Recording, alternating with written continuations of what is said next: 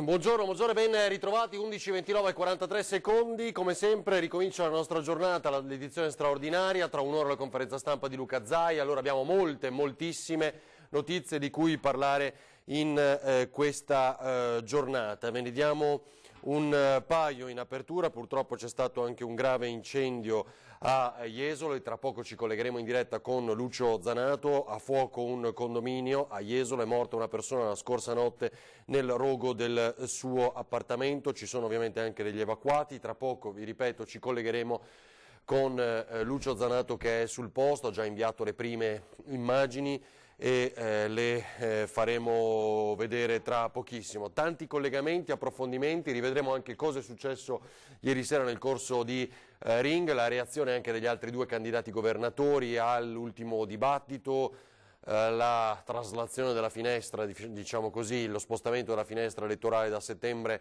in avanti, anzi lo vedo già collegato Lucio Zanato. Vi do un paio di flash, il primo è questo e ringrazio Andrea Basso in regia se può mostrare questa pagina che è il riferimento alla conferenza stampa in corso in questo momento tra tutti i sindaci dei capoluoghi del Veneto. C'è Luigi Brugnaro, sta parlando Mario Conte, lo vedete in questo momento, c'è Luigi Brugnaro, Federico Sboarina, c'è il sindaco di Belluno Jacopo Massaro, eccolo qui inquadrato adesso Brugnaro. Volevo rispondere alla giornalista che ci scrive sulla chat, c'è una chat come vedete, una di fatto adesso dopo ci collegheremo più diffusamente, è la riunione tra i sindaci dei capoluoghi del Veneto, quindi le 7 province, definiamo così, per il loro appello, stanno raccogliendo il loro appello al Premier Giuseppe Conte, il quale ha parlato, definiamo così, ha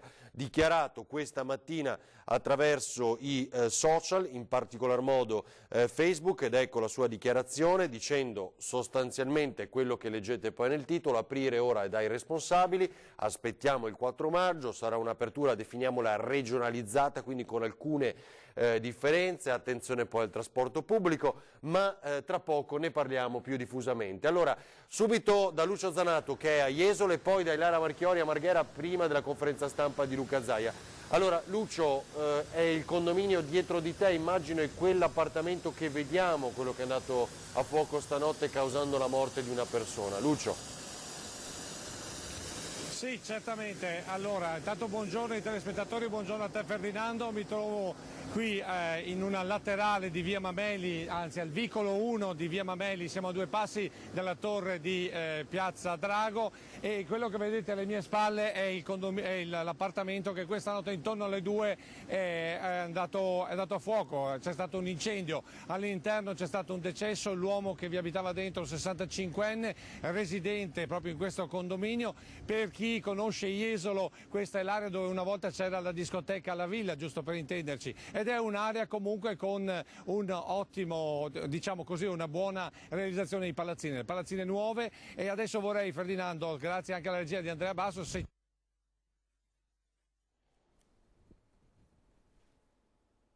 che cosa è successo all'interno? All'interno un rogo, è scoppiato un rogo intorno alle 2 di questa mattina, ha distrutto completamente l'appartamento.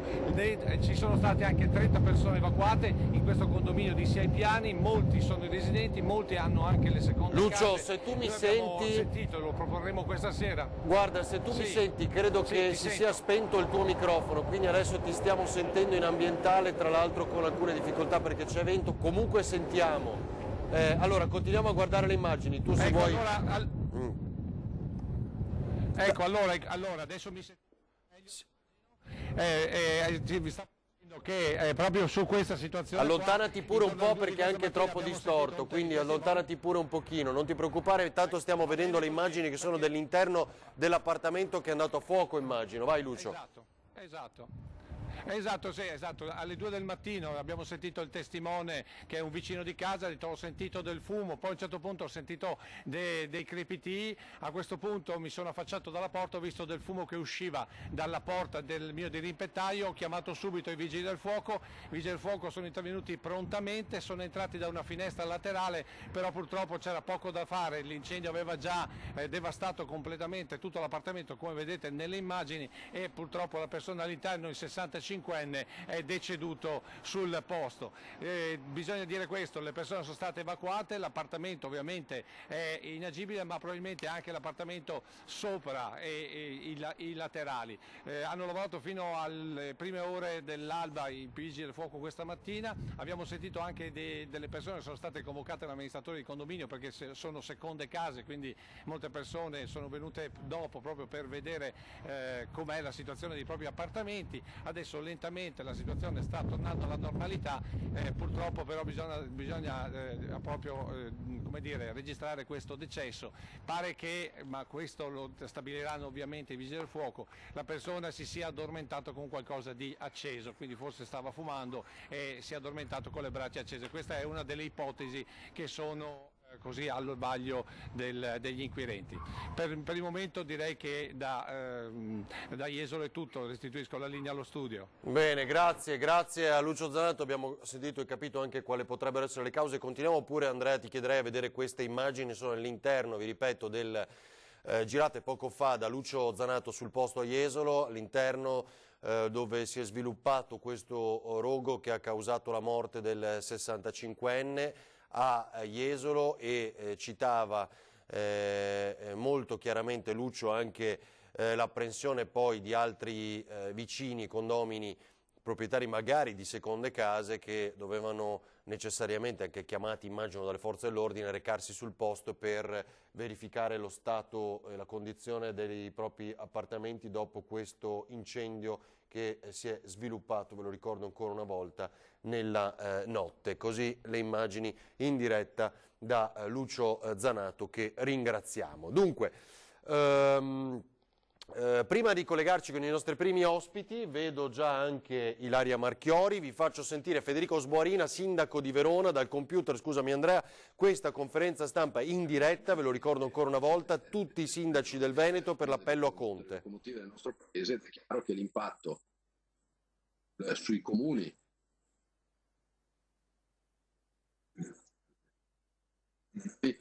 dobbiamo dimostrare di essere sicuri.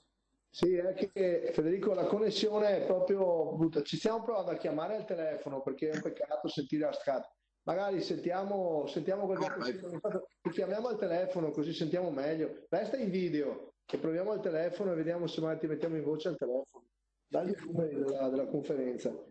Chi altro sindaco vuol parlare? Francesco? Parlo io, Luigi, se dici. Gaffeo, Rovigo. Mi sentite? Sì, Francesco, sì. Sì, ma io molto brevemente, naturalmente Vicenza è in linea con tutti gli altri sindaci, e sottolineerei, al di là degli aspetti economici che necessariamente abbiamo indicato, c'è proprio una richiesta di iniezione di liquidità straordinaria nelle casse comunali, perché dobbiamo garantire la copertura ai mancati introiti e quindi di conseguenza ai servizi essenziali per la popolazione. E mi riferisco in primis naturalmente ai servizi sociali, che sarà il tema più delicato da affrontare nei prossimi mesi dovuto appunto alla crisi economica. E un passaggio che è stato fatto nella lettera rivolta accompagnatoria al documento al Presidente del Consiglio e ai Ministri della Repubblica è quello che riguarda l'ultimo capoverso, cioè non bisogna sottovalutare l'aspetto del tema della sicurezza urbana, dell'ordine pubblico, e tutti i sindaci in questa lettera accompagnatoria hanno chiesto strumenti in tale direzione anche di natura straordinaria se fosse necessario. E io oggi ho fatto un intervento su Vicenza, ma l'ho anticipato agli altri sindaci e abbiamo condiviso che il tema anche della sicurezza e della gestione dell'ordine pubblico deve vedere un'attenzione particolare. Ecco, tutto qua e lascio la parola ai colleghi. Interessante anche questo aspetto, abbiamo sentito un passaggio importante, Francesco Rucco, sindaco di Vicenza, il quale Rucco, ricorderete ieri ai nostri microfoni, aveva detto arrestare chi viola le regole, era riferito a chi viola la quarantena in questo periodo, sbandati, spacciatori, in particolar modo, tema del quale abbiamo parlato poi molto ieri. Vedo già inquadrata invece Ilaria Marchiori con Sandro Ponchio, sala operativa della Protezione Civile a Marghera. Ilaria, cosa ci aspettiamo oggi dalla conferenza stampa del governatore Luca Zaia, che sarà affiancato, oltre che dagli assessori, come sempre, Manuela Lanzarina alla Sanità e Giampaolo Bottacino alla Protezione Civile, anche dal professor Crisanti, cosa che abbiamo scoperto in diretta proprio con lui ieri sera nel corso di Ring. Sì, buongiorno Ferdinando, buongiorno a tutti i telespettatori. Esattamente alle 12:30, quando inizierà il consueto punto stampa con il governatore Zaia, l'assessore Lanzarin e l'assessore Bottacin, ci sarà proprio come hai anticipato e come è stato detto in diretta ieri sera il professor Andrea Crisanti, che lo ricordiamo è direttore del laboratorio di microbiologia e virologia dell'Università Azienda Ospedaliera di Padova, e sarà insieme anche al rettore dell'Università di Padova, il professor Rosario Rizzuto. I contenuti di quello che verrà detto ancora non li sappiamo, non ci sono state date anticipazioni, ma tutto insomma può far pensare che possano riguardare i tamponi che sono stati eseguiti soprattutto nelle ultime settimane. Probabilmente ci saranno anche chiarimenti successivi su quelle che saranno le riaperture graduali, perché abbiamo proprio sentito il professor Crisanti anche negli ultimi giorni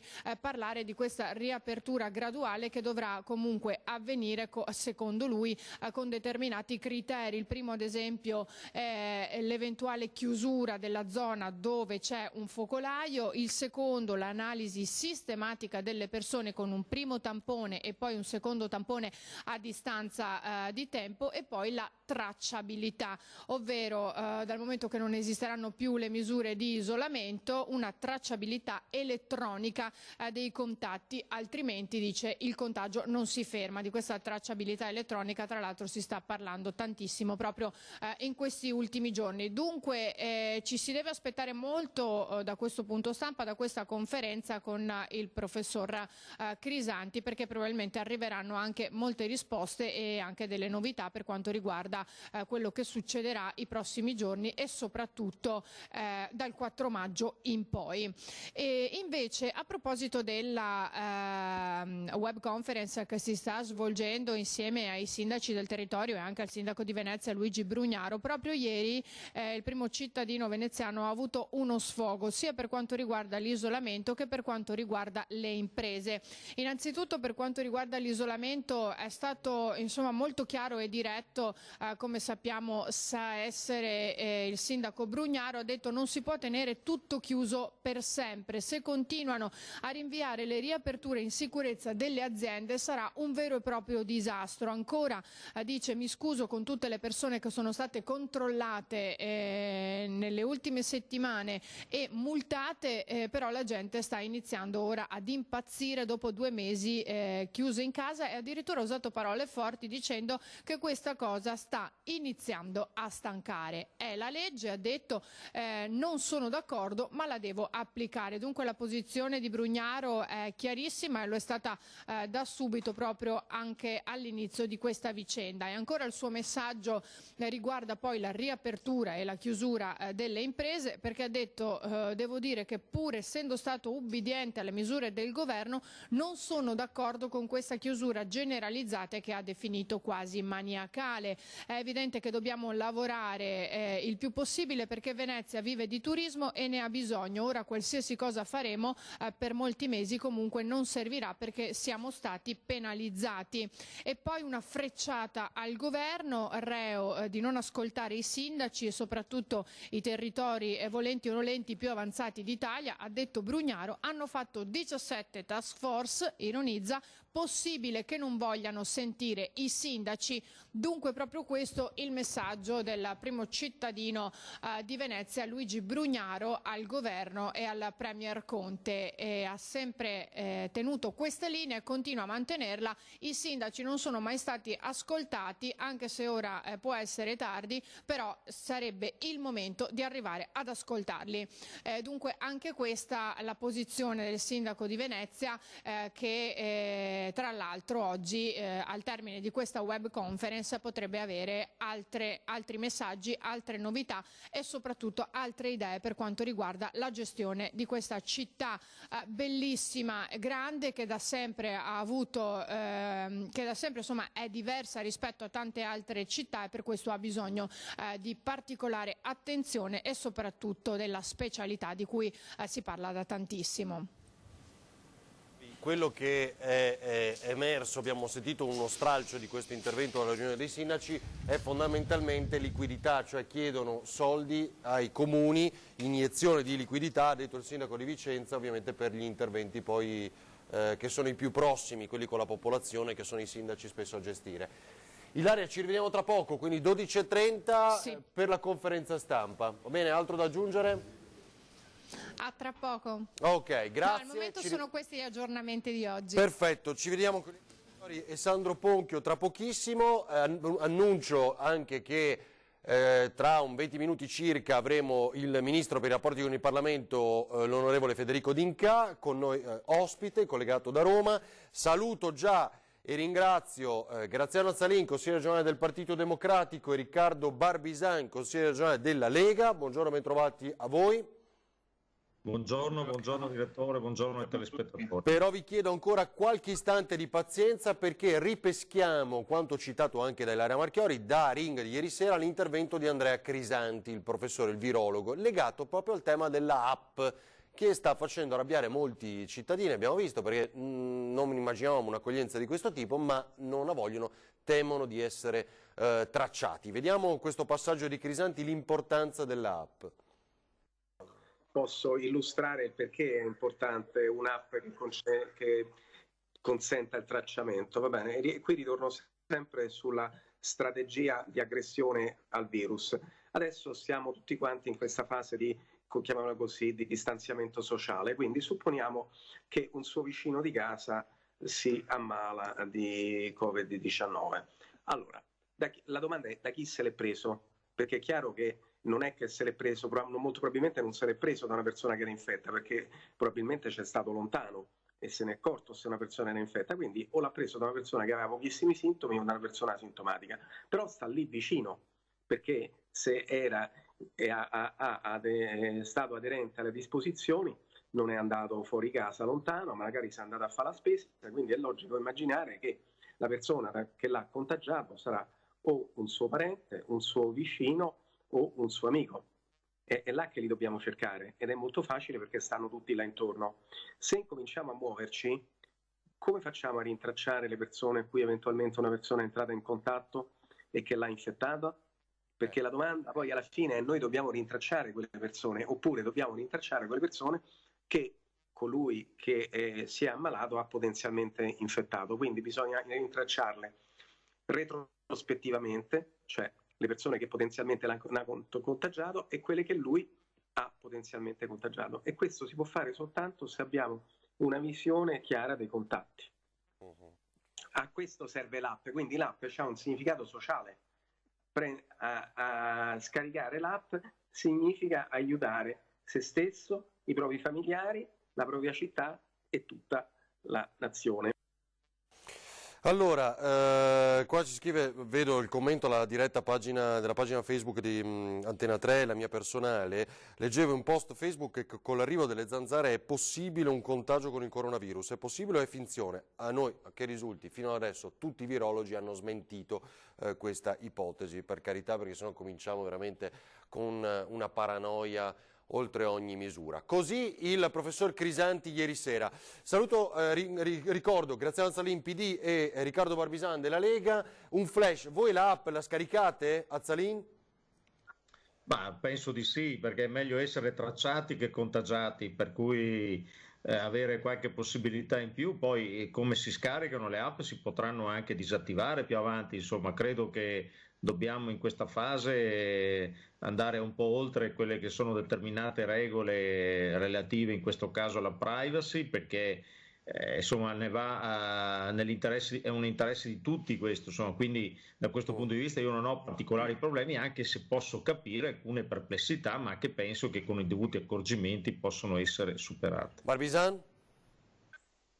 Ma guardi, abbiamo fatto tanti sacrifici dal punto di vista personale, delle libertà personali in questo momento per combattere il virus. Credo che abbiamo dato anche una buona prova come popolazione veneta, italiana, di saper combattere tutti uniti. Io l'app la scaricherò perché spero che sia l'ultimo passo per diciamo, combattere definitivamente questo virus. Non temo particolarmente di essere tracciato, non ho nulla da nascondere e come diceva il collega prima, una volta finita l'emergenza quest'app sarà bella che dimenticata e basterà disinstallarla e fine a ogni tipo di tracciamento, a ogni tipo di paura. Ieri per la prima volta il numero degli italiani attualmente malati da Covid-19 è diminuito, una diminuzione piccolissima, 20 unità, pari al meno 0,02, questo è variato il sottosegretario all'interno, non di meno una buona notizia, specie considerando che il tasso di crescita dei malati nel nostro paese è in discesa stabilmente da settimane. La curva si sta appiattendo, stiamo iniziando la discesa, così Achille Variati. Bene, voi oggi avete consiglio regionale, no? 13:30, poi sentiremo anche altri colleghi durante la mattinata e tra 40 minuti la conferenza stampa di Luca Zaia. Azzalin, diamo uno sguardo, insomma, dai, siamo anche sull'attualità politica col tema elezioni, ma oggi di cosa discutete? Oggi c'è una variazione di bilancio che in prima battuta era stata predisposta dalla Giunta ancora in fase antecedente, diciamo, l'emergenza che stiamo vivendo. Subito dopo, però, appena presentata, si era un po' agli inizi, è stata giustamente sospesa con l'impegno a riscriverla proprio tenendo presente quelli che sono i problemi che l'emergenza dettava a tutti noi, a riscrivere e anche a pensare in questo caso a nuove risorse specifiche che dovevano servire e servono, diciamo, per sia tamponare le situazioni e sia pensare anche a sostenere la ripartenza, eccetera. Quindi da questo punto di vista questo era il senso della variazione di bilancio. In parte è chiaro che non può essere soddisfatto solo da una variazione di bilancio tutto quanto sto dicendo, però è evidente che da qui dovevano emergere dei segnali che secondo noi non ci sono, perché è una manovra, diciamo, che io definirei omeopatica, insomma, inefficiente, voglio dire, la manovra del governo regionale, dice lei, omeopatica. 12 milioni e 8, voglio dire, non dicono nulla, insomma, se guardiamo un po' quello che sta succedendo anche nelle altre regioni, ci sono manovre sostanziose sia in termini di investimenti per far ripartire l'economia, per sostenerla, sia rispetto ai problemi. L'ultima manovra che ho letto è quella della Lombardia, per esempio, che mette sul piatto 3 miliardi, ben 82 milioni per, diciamo, gli operatori sanitari in prima linea, 400 milioni per gli enti locali, voglio dire, e il resto in investimenti. Cioè lei dice in Veneto non c'è questo tipo di intervento? No, non è che lo dico io, lo dicono i fatti, lo dicono i numeri, lo dicono le cose che andiamo Barbisan, ad affrontare. come mai? No? Ma guardi, questa è la prima manovra di bilancio che noi impostiamo dal momento del coronavirus. Abbiamo, almeno mi pare di ricordare, in commissione avuto anche segnali incoraggianti e anche apprezzamenti da parte dell'opposizione. Adesso vedo che probabilmente è mutata l'opinione, però devo dire la Regione Veneto si è fatta carico anche di alcune categorie che rimarrebbero fuori dalla cassa integrazione rispetto alle norme nazionali e riusciamo a garantire per esempio i dipendenti delle IPAB che non potrebbero garantire e non potrebbero avere la cassa integrazione pagata dall'INPS, pagata dallo Stato, e gliela paga la Regione. Ci sono 7 milioni per questo, mettiamo in sicurezza un bel numero di lavoratori per almeno un paio di mesi. È ovvio che finiti questi 2 mesi non è che la Regione Veneto non c'è, non esiste o con questo ha esaurito i suoi. Però mi dice Azzalin, le altre regioni lo hanno già fatto, questo intende dire Azzalin, quello che interpreto, no? Sì. Sì, lo stanno facendo in maniera molto diversa da noi, insomma, quindi... Guardi, io ho visto anche il dossier della Campania che dà 300-400 milioni di euro in questi giorni. Si tratta di fondi comunitari non spesi o mal spesi che vengono rimodulati e riutilizzati. Il Veneto per fortuna invece ha avuto la possibilità e la capacità tra l'amministrazione regionale, i propri imprenditori, il settore, le categorie economiche, di spendere molti di questi fondi e quindi queste manovre, definirei queste vere manovre omeopatiche, cioè che prendono dei soldi che dovevano essere per gli investimenti e ora li girano in contributi per la questione che purtroppo conosciamo tutti e sappiamo e ben conosciamo. Non è detto che noi non abbiamo altre variazioni di bilancio. Come ha detto giustamente il collega Azzalin, avevamo impostato una variazione di bilancio in una situazione di completa normalità, o quasi. Dopo è arrivato un maxi emendamento della Giunta perché ci si è resi conto che la situazione era ben più grave. E le prossime variazioni di bilancio che faremo saranno tutte figlie dell'emergenza. Questa variazione che portiamo, che comunque porta anche 4 milioni e mezzo per le scuole paritarie che si sono trovate in grande difficoltà in questo momento, perché non essendo scuole statali non hanno altre fonti di finanziamento che le rette dei genitori che pagano per tenere lì i figli, ma sappiamo che i figli non ci vanno più, c'è una situazione... Cioè Azzalin, l'intervento arriva dopo, questo dice Barbisan, da qui in avanti... Noi mettiamo anche... Ma guardi, vediamo oggi come si comporta la maggioranza, quindi anche lo stesso collega Barbisan, perché se è vero quello che dice, per esempio, noi è vero che abbiamo assunto un impegno e un atteggiamento collaborativo sia in commissione sia nei rapporti politici che abbiamo tenuto su questa vicenda, ma anche diciamo in tutta la fase emergenziale. Però è anche vero che noi non ci fidiamo e crediamo che da questo punto di vista occorre essere più concreti. Allora oggi, per esempio, a fianco diciamo dei provvedimenti che saranno in votazione con gli emendamenti che prevedono, tra le altre cose, quello che diceva il collega, che per carità su cui noi ci siamo astenuti, non abbiamo certamente votato contro e quindi abbiamo dato atto di questo impegno dell'amministrazione regionale, dall'altra però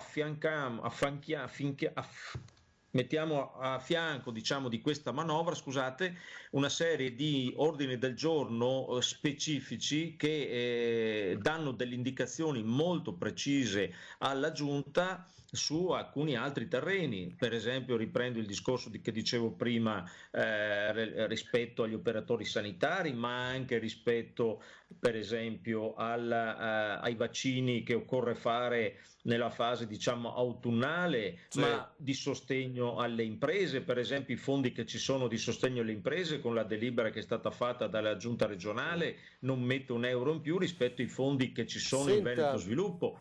Azzalin, aspetti, poi tra l'altro adesso aggiorniamo anche sull'appello dei sindaci con Lina Paronetto, ci colleghiamo con la redazione, ma le volevo chiedere questo: è giusto riaprire, come dice Conte questa mattina, poi confermando le indiscrezioni dei giorni scorsi, con differenze regionalizzate, cioè che poi dovremmo anche capire qual è la declinazione di questo, cioè ora, prima di tornare poi ai temi regionali, riapriamo l'Italia ma con differenze tra Veneto, Lombardia, Campania e via dicendo. Cosa dice? E poi Barbisan. Sì, io sono d'accordo che ci sia questo approccio. Adesso è evidente che le cose a seconda delle regioni, ogni regione ha un sistema sanitario, di organizzazione sanitaria diversa. Abbiamo visto che ci sono state reazioni diverse, c'è un livello di contagio diverso, c'è chi è stato anche un po' più fortunato più o meno, chi ha avuto modo di organizzarsi a seguito come le regioni del sud per esempio, che sono state successivamente a noi interessate diciamo a questo fenomeno pandemico. È evidente che hanno avuto diciamo quel po' di giorni in più per potersi un attimino organizzare e ha consentito di contenere a differenza nostra maggiormente diciamo la diffusione del contagio. Ora perché non farli ripartire prima su alcuni settori e perché laddove ci sono fenomeni ancora abbastanza estesi tipo la Lombardia e il Piemonte. Quindi non ci sposteremo tra le regioni, però non ci spostiamo da una regione all'altra. No, io credo, vabbè, ma quello ecco con le dovute accortezze e con una serie di indicazioni. Se io devo andare al mare, che so, in Emilia Romagna o piuttosto un emiliano che viene in Veneto eccetera, credo che, voglio dire, con determinate accortezze e accorgimenti si possa fare, ecco, non dobbiamo pensare a dei Barbisan? diciamo Ma guardi, direttore, io ricordo che più o meno la zona rossa che doveva riguardare 13 province è durata 2 giorni, dopodiché è stata dichiarata zona rossa tutta l'Italia. Temo e ho paura che possano essere considerate punitive nei confronti delle regioni che non potrebbero, che non dovessero poterlo fare, aperture che riguardino solo alcune porzioni di territorio e non altre. Quindi andremo probabilmente davanti a uno scontro tra territori che in questo momento, guardi, non fa bene, tra centro e periferia, e tra periferia e centro, e tra regioni e regioni. Non credo sia questo il momento di alzare una cortina fumogena, e credo che sia bene che l'Italia pensi di ripartire tutta insieme. Dopo, guardi, io non faccio l'epidemiologo, non sono un medico e non ho responsabilità di questo tipo. Dico la mia opinione da cittadino. Dovesse essere il Veneto o anche altre regioni procrastinata questa situazione e altrove invece vi fosse una maggiore libertà, devo dire che sarebbe una situazione facilmente catalogabile come punitiva. Come punitivo? Ma io non sono d'accordo, perché qua il problema non è punitivo. Se andiamo in un ospedale è evidente che ci sono dei reparti in cui poi hai più accessibilità rispetto ad altri a seconda della gravità della situazione. Ora, questa metafora per dire che il territorio è quello, se poi per un periodo transitorio, e che sicuramente equivarrà ad alcune settimane, non certamente a mesi, no? C'è una gradualità anche nelle, diciamo, aperture. Scusi, credo di aver combinato un guaio. Allora, vediamo se riesco a condividere la telefonata, ma pensavo che si aggiungesse in automatico la partecipazione. Chiedo scusa a Razzalin e a Barbisani, però qualche istante. Lina, allora ci dai un aggiornamento? Lina Paronetto, collegata dalla redazione, non so se riesci a girare l'inquadratura per vederti ancora meglio. Perfetto. Senti, hai seguito in diretta fino ad adesso la conferenza stampa dei 7 sindaci dei capoluoghi di provincia, Brugnaro, Mario Conte, Sboarina, Sergio Giordani, che hanno detto? Sì, allora la riunione è ancora in corso. Nel momento in cui ti sto contattando, i sindaci stanno facendo qualche numero sui danni che hanno avuto dall'inizio del lockdown, i loro comuni. Andiamo dai 10 milioni che ha appena citato il comune di Treviso ai 50 di Verona, ai 30 di Padova, comune, ente comune, per cui possiamo immaginare, insomma, in tema di mancati introiti e di una serie di voci, quello che può essere in questo momento il pensiero dei sindaci. Ti dirò, Ferdinando, aspetta che sono un po' in controluce, i sindaci con una relazione che ha presentato Mario Conte, che è anche presidente Veneto dell'ANCI, hanno predisposto un documento da inviare naturalmente al Presidente del Consiglio e al Governo con 19 richieste strettamente tecniche. 19 richieste, ok. 19 richieste strettamente ne citi tecniche alcune? Certo, per svincolare risorse, perché loro dicono in questo momento noi abbiamo un drammatico bisogno di, a fronte di una grossa perdita di introiti, abbiamo bisogno invece di avere liquidità e soldi svincolati per far fronte a quello che sarà un boom di uscite. Il sindaco di Rovigo Caffeo l'ha chiamata la tempesta perfetta per i comuni, naturalmente questa, no? Accertamento convenzionale dell'IMU, anticipazione di liquidità per gestire lo spostamento di tasse e tributi, esclusioni di TARI-TARIP, esclusione dell'imposta pubblicità, per esempio eliminazione per il 2020-2021 dei vincoli nell'utilizzo dell'avanzo di amministrazione libero, possibilità di usare l'avanzo vincolato, tutta una serie di voci molto tecniche. Però loro dicono, Tari e Tasi dicono di non farle pagare ai propri cittadini? Proprio? Esclusione della Tari e Tarip per attività economico-produttive chiuse per legge o comunque chiuse a seguito della situazione. Che non è la sospensione, lo spostamento nel tempo, è dire proprio a quelli che sono stati chiusi perché lo ha deciso il governo, non le devono pagare. Ecco, chiaro. Esatto, esclusione della tassa di occupazione del suolo pubblico, tutta una serie di voci. Anche perché, come ha detto Sergio Giordani, sindaco di Padova, è difficile insomma che si arrivi davvero a mettere le mani sul patto di stabilità, no? Sappiamo che la richiesta principale sarebbe quella, cioè quella di sciogliere i vincoli dei patti di stabilità, e là sì i comuni potrebbero sbloccare delle risorse molto importanti. Documento che hanno tutti condiviso, naturalmente con delle specificità, ciascuno per le proprie città, ma anche per la propria propensione, diciamo anche per la propria parte politica, nel senso Francesco Rucco ad esempio ha messo l'accento non solo sulle risorse per i servizi sociali, ma anche dice per mantenere l'ordine pubblico in un momento in cui può esserci un problema in questo senso. Va bene. Ultimo flash, ecco, Lina, poi cerco di ricontattare i due ospiti che ho maldestramente salutato. Ecco, ultimo flash, Luigi Brugnaro ha appena confermato che la mostra del cinema di Venezia ci sarà. Bene. E ha chiesto in particolare liquidità per il trasporto pubblico, in particolare acque, perché dice Venezia è assolutamente in ginocchio, perché lo coprivano naturalmente in particolare i turisti, per cui ci sono tanti fronti sui quali i comuni vogliono avere liquidità. Sergio Giordani ha buttato lì un'idea, dice comune come aziende indebitiamoci per 10 anni, un debito importante, perché chiedere soldi al governo in questo momento sappiamo che tutti chiedono soldi in questo momento, e lui dice perché non fare anche noi come le aziende un grosso debito per 10 anni impegnandoci a ripagare. Cosa non consentita alle amministrazioni, diciamo, regionali e comunali, quindi è una cosa che devono riuscire a ottenere anche dal governo. Grazie davvero Lina Paronetto, grazie per gli aggiornamenti dalla redazione. Vi ricordo la conferenza stampa in diretta dei 7 sindaci dei capoluoghi provinciali, capoluoghi di provincia della nostra regione. Allora, come detto, vediamo se riesco a riprendere la chiamata con Riccardo Barbisan e Graziano Azzalin, con i quali mi scuso, ecco, non so se siete ancora in linea. Barbisan lo vedo, Azzalin no. Eccoci qua, vi chiedo scusa, ma nel fare l'aggiornamento pensavo di poter riuscire al volo ad aggiungere alla nostra chat Lina Paronetto, ma abbiamo sentito qualche aggiornamento sulle richieste dei sindaci, ecco, le avete sentiti voi per caso? Volevo dire una cosa a quel proposito sui comuni dopo, prego, Azzalin, poi Barbisan su questo. Allora sì, una delle cose che i sindaci hanno detto è proprio questa delle mancate entrate, se non erro, no?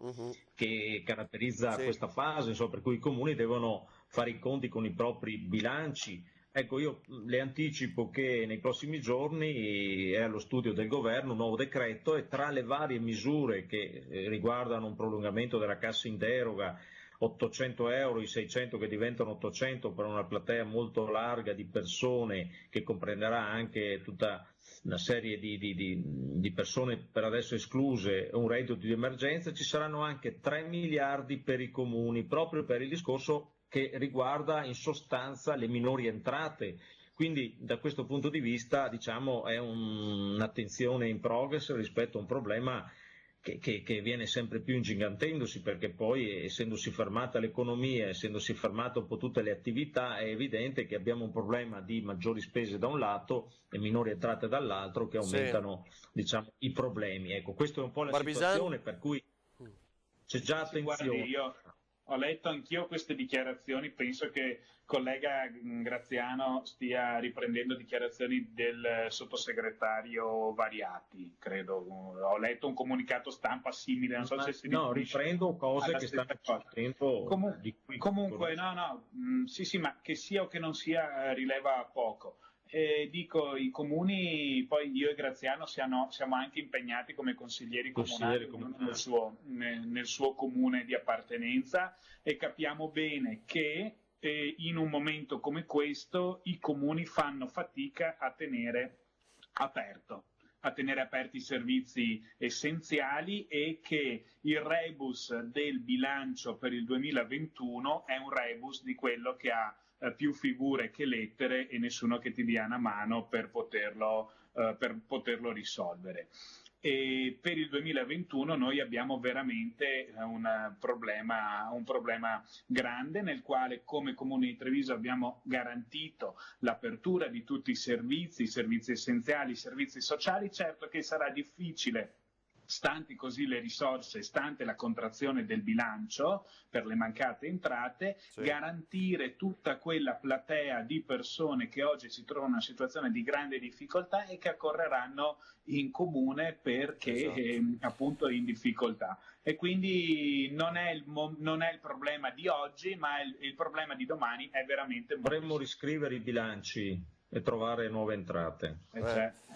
Allora, grazie a Riccardo Varvisan della Lega e a Graziano Salin del Partito Democratico, grazie, buona giornata, ci rivediamo dopo la pubblicità col Ministro per i rapporti con il Parlamento Federico D'Incà, tra poco.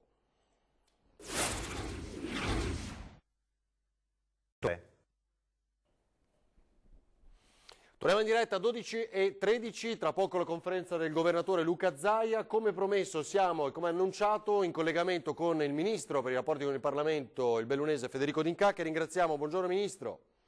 Buongiorno a voi tutti, grazie per l'invito. Grazie per essere con noi. Allora, che aggiornamenti ci sono, se ci aiuta a capire cosa significa poi questa riapertura? Abbiamo letto anche il commento, l'intervento oggi del Premier Giuseppe Conte.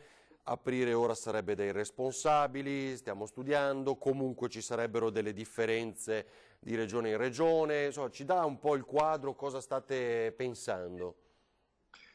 Beh, il quadro è un quadro che vede in questo momento per la prima volta un calo del numero dei contagiati nel nostro paese di una ventina di unità. Questo è un dato, guardate che non è da poco, vuol dire che il numero delle persone guarite, più sfortunatamente dei decessi, sono superiore alle persone che sono contagiate, pur facendo un numero dei tamponi molto più elevati adesso.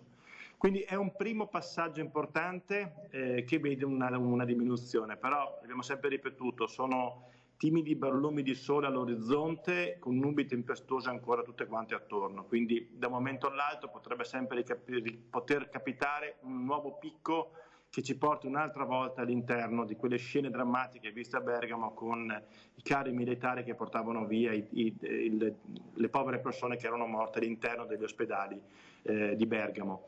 Allora, per questo motivo il Presidente Conte anche questa mattina ha fatto un post dicendo che stiamo per l'appunto lavoriamo con il dottor Arcuri, con Angelo Borelli della Protezione Civile, con Vittorio Colau che è appunto il Comitato per la Ripresa e con Silvio Brusaferro, anche lui all'interno del Comitato Scientifico. Attraverso i loro dati stiamo facendo le verifiche per ragionare dal 4 di maggio in poi per le riaperture. Tutto considerato, sappiamo tutti quanti che molte aziende hanno comunque già riaperto attraverso anche quell'accordo stipulato con l'ex presidente della Confindustria Boccia e con i sindacati, avvenuto ancora alla fine del mese di marzo, e cercando di far sì che più aziende che avessero una dimostrazione di un rispetto e appartenenti a alcune filiere importanti potevano in qualche maniera aprire.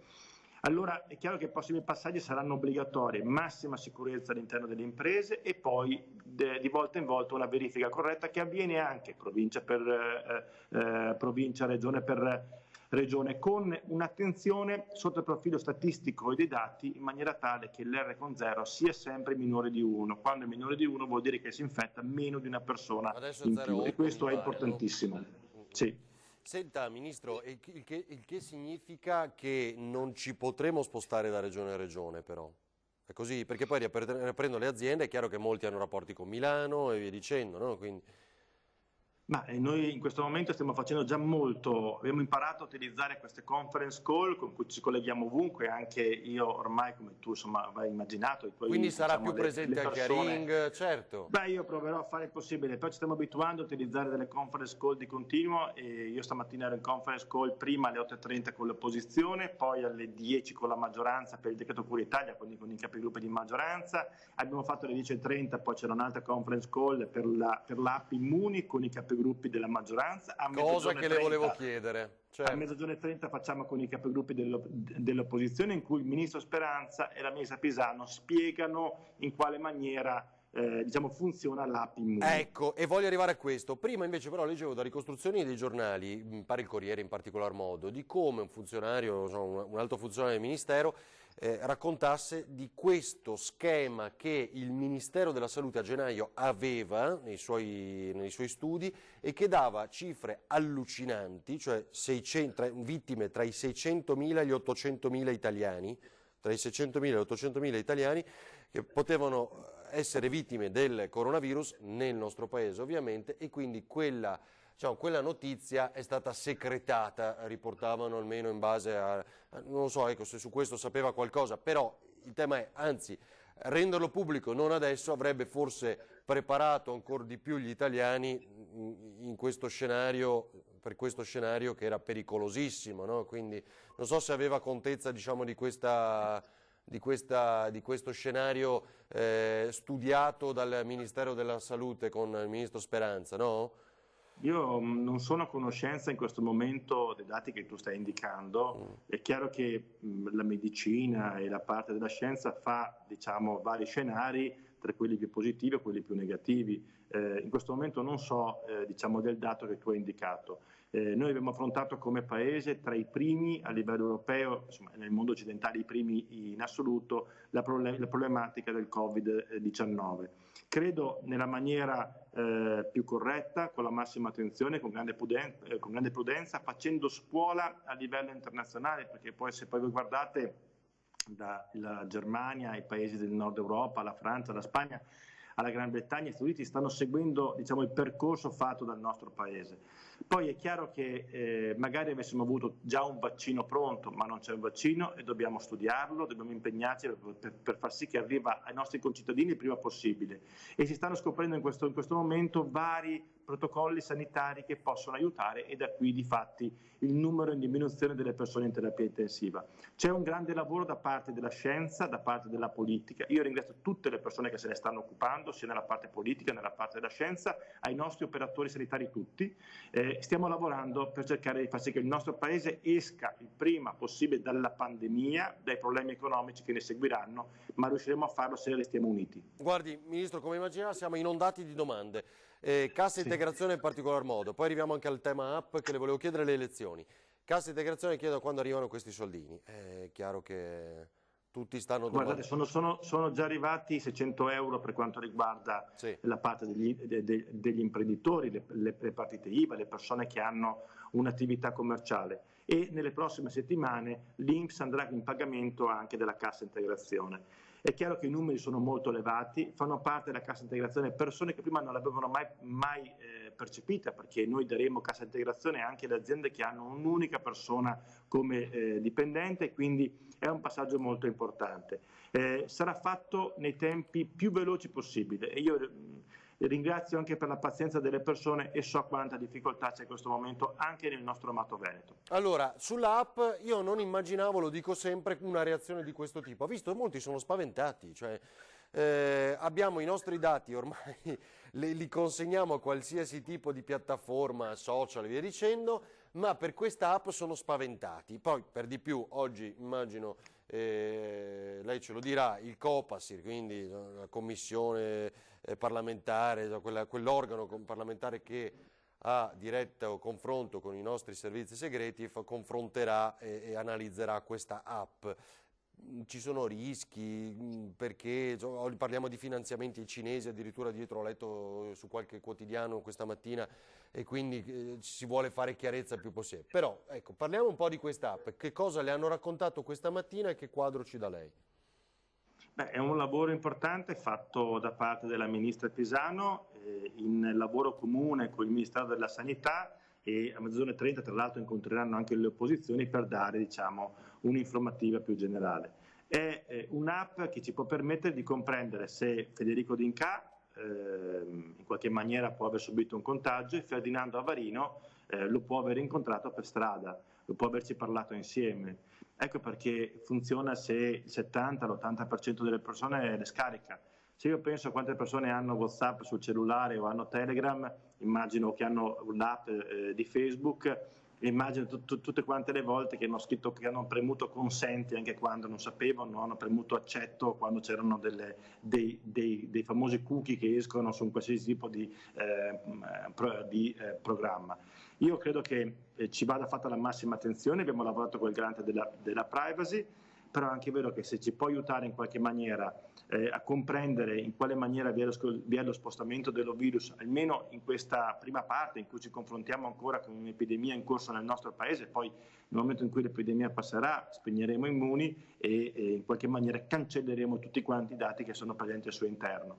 Però ripeto, avete in tasca un oggetto, io ce l'ho sulla mia scrivania, che in qualche maniera quando utilizzate Google Maps o utilizzate altri sistemi per poter indicarvi la strada, la percorrenza, il tragitto che fate a piedi, in qualche maniera segna dei dati.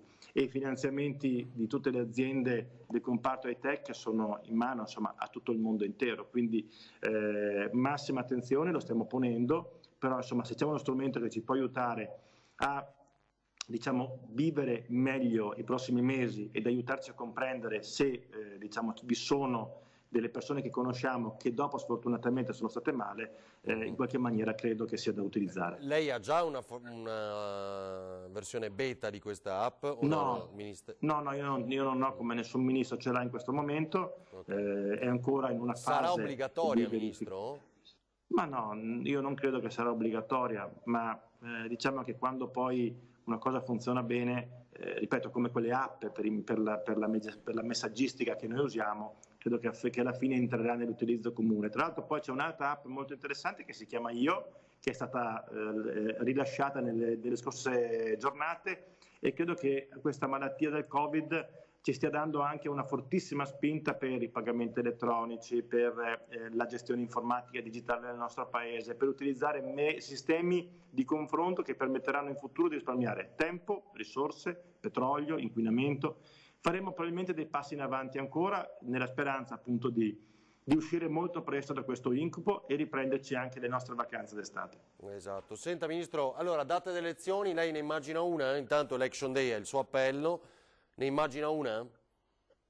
Abbiamo votato ieri all'interno del CDM e abbiamo appunto mandato avanti questo decreto che fissa un allungamento dei tempi degli organi regionali che passano da 5 anni a 5 anni e 3 mesi. E da lì in poi, dal 6 di settembre fino al 1 di novembre, vi è lo spazio per indire le elezioni regionali. All'interno di questo periodo, dal 15 di settembre al 15 di dicembre, c'è la possibilità di fare anche le amministrative, immagino ad esempio Venezia. Quindi se poi aggiungiamo che c'è anche il voto sul referendum costituzionale, che è un referendum molto molto importante, a mio parere troverei corretto che sul fine settembre trovassimo una data per fare un election day in cui si mette insieme la possibilità per chi deve raccogliere le firme 2 mesi prima di andare in sicurezza a poter raccogliere le firme e poi di presentare le liste e di andare a votare in un periodo come settembre, che non è più agosto, chiaramente non siamo abituati a votare a settembre, ma ci permette comunque di avere uno spazio di sicurezza sotto il profilo sanitario e di diminuire anche l'impatto nei confronti delle nostre scuole, che già hanno dovuto in qualche maniera sacrificarsi in questo periodo pur mantenendo una didattica online, e ringrazio tutti quanti gli insegnanti e gli studenti, ma dall'altra parte mettere il profilo sanitario, la sicurezza scolastica e un'unica data ci fa anche risparmiare qualche soldino. Però non abbiamo la certezza che non ci sia un riacutizzarsi delle infezioni, quello è la paura. Però indicano come periodo, se mai ci dovesse, mi auguro di no, un riacutizzarsi, si ragiona piuttosto su fine ottobre, novembre, insomma, come date possibili. Settembre sembra ancora un momento, e anche perché le campagne elettorali verrebbero fatte in settembre, mentre se tu voti a luglio avreste le campagne elettorali che devono essere fatte con la raccolta firma da metà maggio in poi. Attenzione, siamo quasi a inizio maggio, e ragionare della gente che deve raccogliere le firme in maggio credo che sotto il profilo democratico non sia la cosa migliore. Però una indicazione importante ce l'ha data, fine settembre potrebbe essere la data giusta. Ma potrebbe essere, poi è chiaro che sono elezioni regionali, sarà poi la regione a indicare anche il suo percorso. Mi auguro che con un minimo di intelligenza avvengano tutte quante insieme, e ripeto, un passo in più importante sarebbe fare un election day. Io l'ho detto anche in CDM ieri, l'ho detto su alcuni giornali quando mi hanno chiesto qualcosa, insomma mi sembra che se dovessimo utilizzare anche per una volta mettere da parte qualche interesse singolo e lavorare insieme su un'unica data, credo che sarebbe la cosa migliore in assoluto. Va bene, Ministro, grazie. L'ultima cosa che le chiedevo, l'ho sentita questa mattina in altre interviste, ha raccontato anche di aver perso i conoscenti, amici cari, no? Per questo Covid, anche lei. Ma il Covid si porta via tante persone che conoscevi, no? Che hanno rappresentato anche la tua infanzia. Io da casa mia vedo la casa di una signora che abitava in quella casa e che sicuramente ad un'età molto, molto avanzata si è spenta nei giorni scorsi. Nella frazione accanto vi sono altre persone che erano i nonni di alcuni amici. La signora che gestiva l'alimentare, un piccolo alimentare del paese, si è spenta nelle scorse giornate. Il mio è un paese piccolo e quindi le persone si conoscono un po' tutte. Dobbiamo attenzionare continuamente ogni ogni situazione, perché poi alla fine sono i nostri genitori, sono i nostri nonni, per chi li ha ancora, e quindi sono persone che hanno fatto la nostra vita e che possono dare ancora moltissimo, perché sono persone che ci possono raccontare una loro storia personale, e ogni volta che un anziano si spegne è come se bruciasse una biblioteca di conoscenza. È chiaro che non si vive in eterno, però insomma dobbiamo in qualche maniera stare attenti tutti quanti. Grazie davvero al Ministro Federico D'Incà, grazie e buon lavoro. A voi, grazie a voi, grazie. Buona giornata. Era Federico D'Incà, Ministro per i rapporti con il Parlamento. Dunque, anche per ribadire un po' quello che, ecco qua è quasi tutto pronto, credo che sia per entrare Luca Zaia con i due assessori, il professor Crisanti, virologo, e pare appunto anche il rettore dell'Università di Padova, Rizzuto, che abbiamo chiarito, dicevo molto bene nei giorni scorsi, come sia il governo a decidere la finestra, poi l'amministrazione regionale la data per le elezioni appunto regionali all'interno di quella finestra. E quindi ora l'auspicio è che tutte le elezioni siano nello stesso giorno, perché se facciamo regionali, amministrative, quindi comunali, e anche il referendum costituzionale nella stessa data, comunque si tratta certamente di un risparmio. L'app rispetterà sicurezza e privacy, ecco qua, il commissario Arcuri, intanto è arrivato Luca Zaia, si stanno accomodando, risponderà a due requisiti fondamentali, sicurezza e privacy, lo ha garantito il commissario Domenico Arcuri in conferenza stampa, è un diritto inalienabile, non sarà da parte mia possibile allocare queste informazioni in un luogo che non sia un'infrastruttura pubblica, quindi quei dati non saranno in mano a un'azienda privata. Sta dando disposizioni il ministro Lamorgese, margini per l'inserimento nelle mafie nel riavvio del paese. Attenzione, letto più volte e detto più volte in questi giorni. Ecco Zaia. Grazie, un saluto a tutti quelli che ci seguono in diretta e un grazie a voi per essere presenti.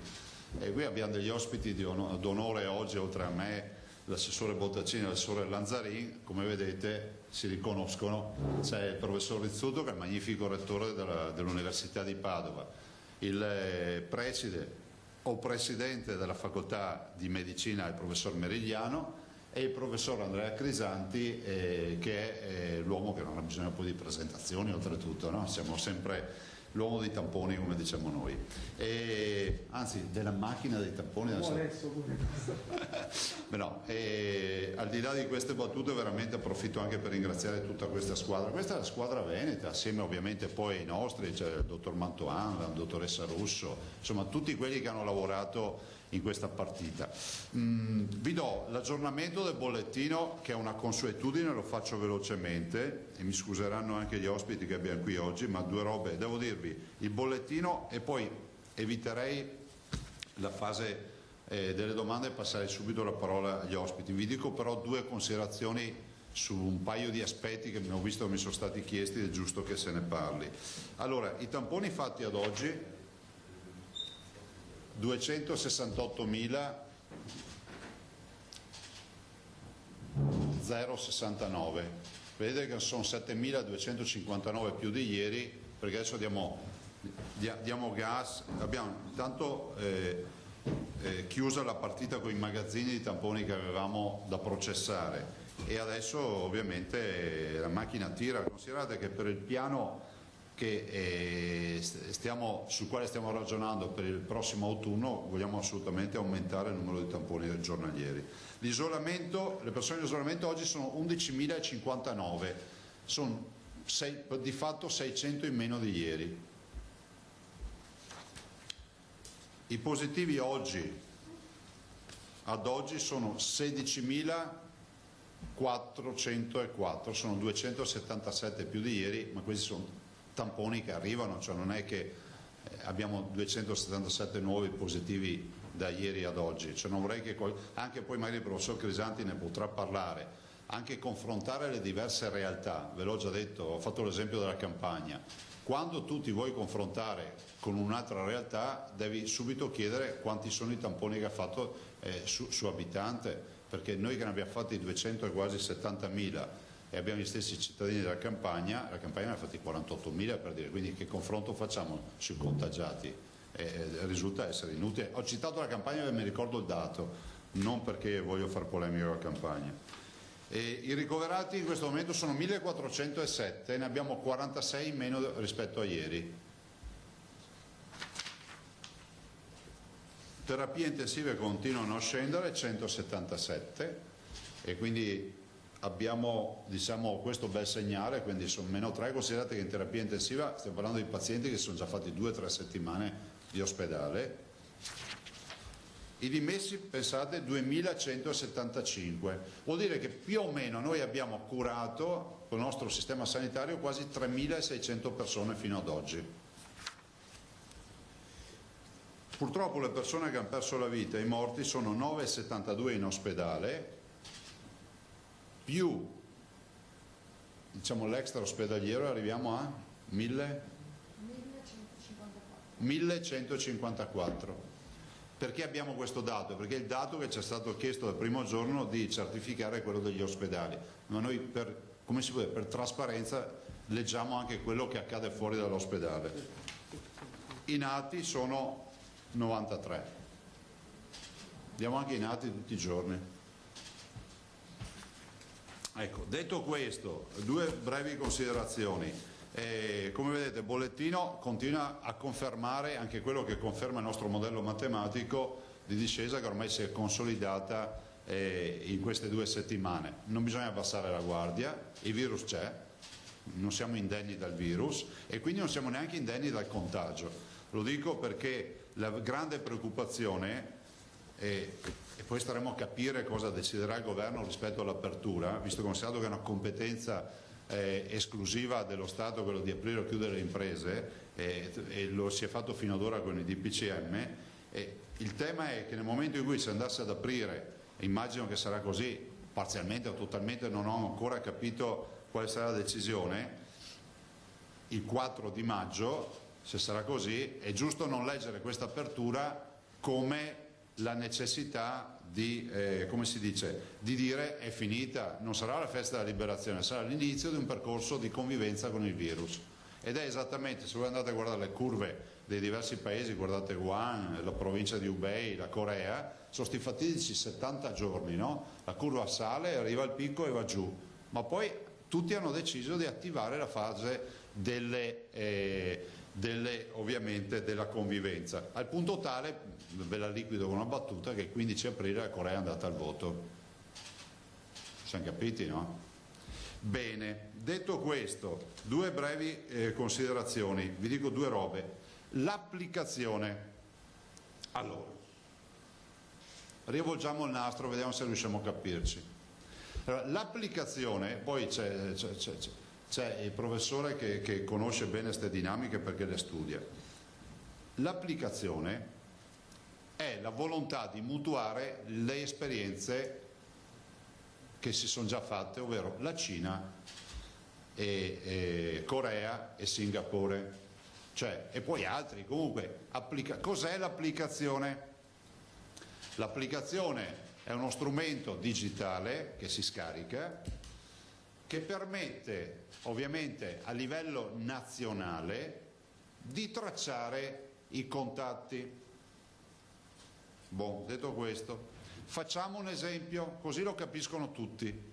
Facciamo un esempio così lo capiscono tutti, perché vedo un sacco di commenti che sono fuori luogo e non c'entrano nulla con la realtà. Ci sono 2 viaggiatori che si incrociano per caso, non si conoscono, uno è siciliano e uno è veneto, e quello veneto, guardate, c'ha la maglietta dei gondolieri. Tutti vanno all'autogrill, si trovano davanti al banco del bar, sono a distanza inferiore ai 2 metri.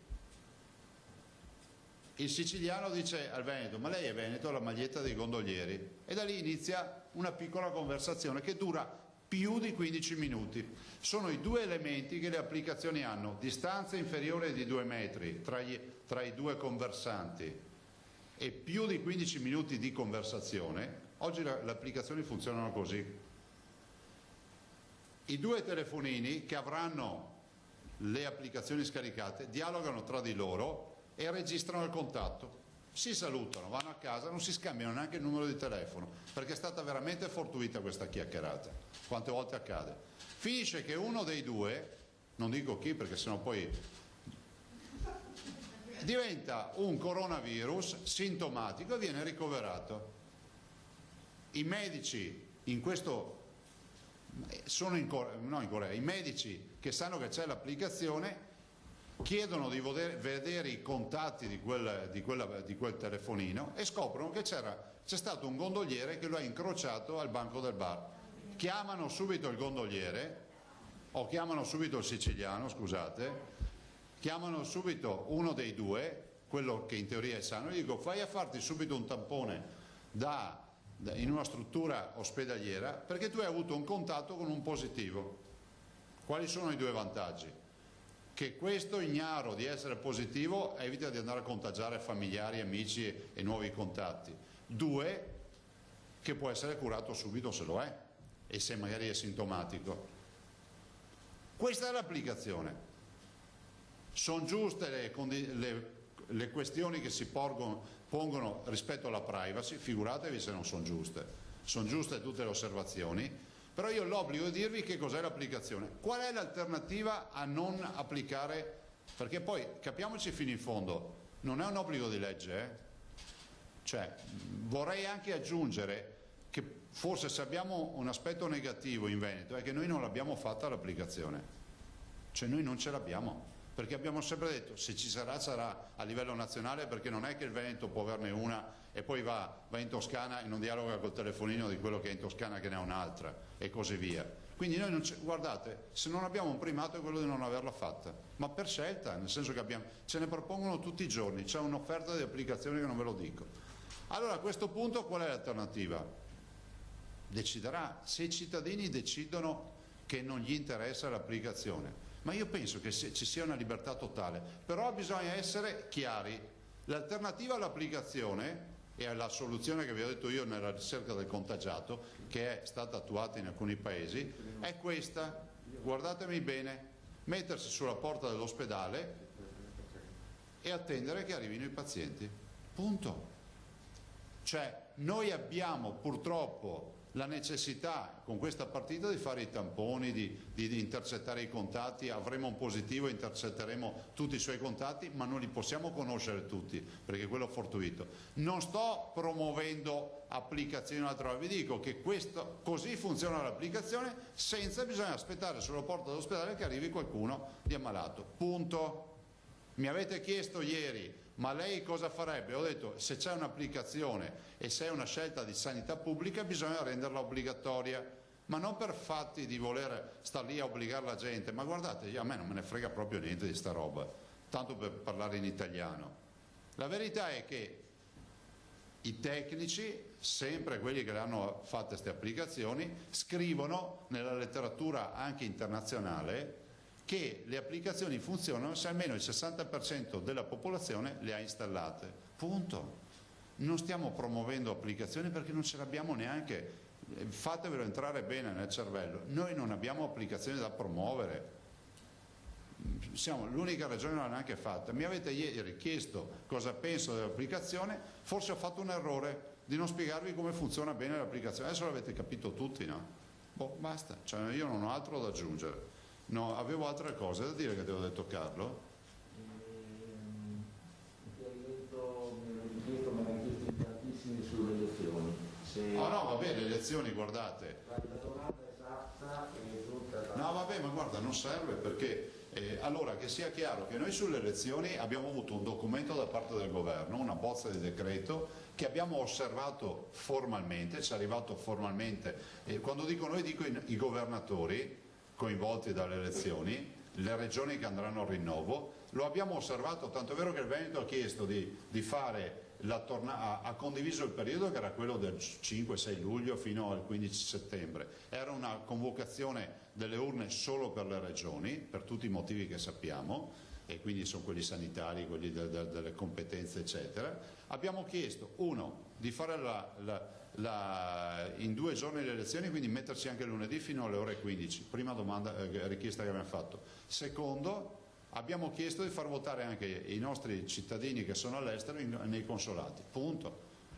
Sono andati in Consiglio dei Ministri e ne è uscita una roba che non c'entra niente con quella che ci hanno chiesto di osservare. Spero che qualcuno abbia il buon gusto di informare, lo facciamo anche noi, da parte del governo, di informare il Capo dello Stato che quel provvedimento non è stato assolutamente quello approvato, minimamente condiviso con le regioni, visto ancora che è una competenza nostra convocare le urne nelle regioni. Non so per quanto ancora, ma insomma, finché ci sarà la esercitiamo. Chiedendo scusa a tutti, l'ultima domanda che mi arriva e poi passiamo agli ospiti, scusandoci con gli ospiti per questa digressione. L'ultima domanda è: cosa pensa del proprietario dell'hotel Posta di Cortina che ha chiesto i danni alla Cina? Guardate, è una facoltà che ogni cittadino ha, nel senso che il tema del tutelare i propri interessi per via, diciamo, giuridica, per via dei tribunali, penso che sia una facoltà soggettiva, no? Ognuno è chiamato ed in un paese democratico è libero di tutelare i suoi propri interessi. Non ci vedo neanche la necessità di fare un commento su una cosa del genere. Possiamo usare l'argomento del giorno? Sì. Allora, guardate, oggi noi presentiamo, io non la definirei la coda, è l'inizio di una grande avventura. E voi sapete, la partita di Vo come è nata, il 21 febbraio si inizia, io ho dato a disposizione di fare i primi 3.000 campioni, poi ho conosciuto il professor Crisanti che mi ha telefonato e mi dice: guardi, si ricorda, no? Governatore, avete fatto una roba unica, nel senso che non esiste al mondo, cosa dice se ci sostenete per gli altri 3.000 tamponi? E il professore ha avuto una intuizione unica dal punto di vista scientifico, è un case history ormai, no? Adesso ne ha avuta un'altra, nel senso che ci aggiunge sopra il carico da 90, nel senso che continuiamo a sostenere le attività come regione, a sostenere le attività di studio, ma che non sono studio fine a se stesso, cioè, perché ogni tanto qualcuno dice ma gli studiosi, no, vuol dire fare in modo che alla fine qualcuno salverà la propria vita in virtù delle conoscenze che stiamo acquisendo. Basta, quindi il prof presenterà questo, siamo ovviamente con tutta la squadra. Passerei la parola io poi mi sposto, vi lascio il posto, mi metto lì, guarda, così vi scambiate il posto, e passerei la parola ovviamente al magnifico rettore, il professor Rizzuto, e dopodiché successivamente al presidente della scuola di medicina, il professor Merigliano, e poi il professor Crisanti. Vi lascio il posto così. Chiederei a tutti gli ospiti di parlare con voce stentorea, perché così sia possibile. Grazie. Beh, ma io credo di avere la voce abbastanza forte. Allora, un grande privilegio presentare questa tappa del progetto Vo, come è stato descritto.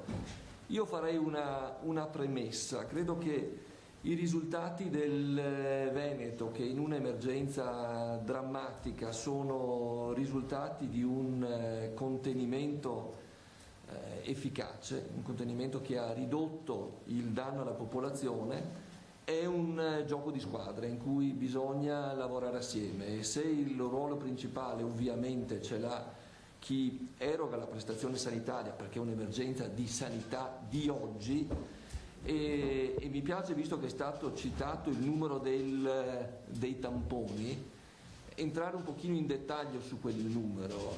Vi ricordo, se guardate i numeri della Johns Hopkins, che l'Italia complessivamente sul numero di tamponi fa molto meglio della maggior parte degli stati, perché ha 23.000 tamponi per milione di abitanti, quando la Germania ne ha 20 e la Francia ne ha 7. Beh, il Veneto ne ha 55.000.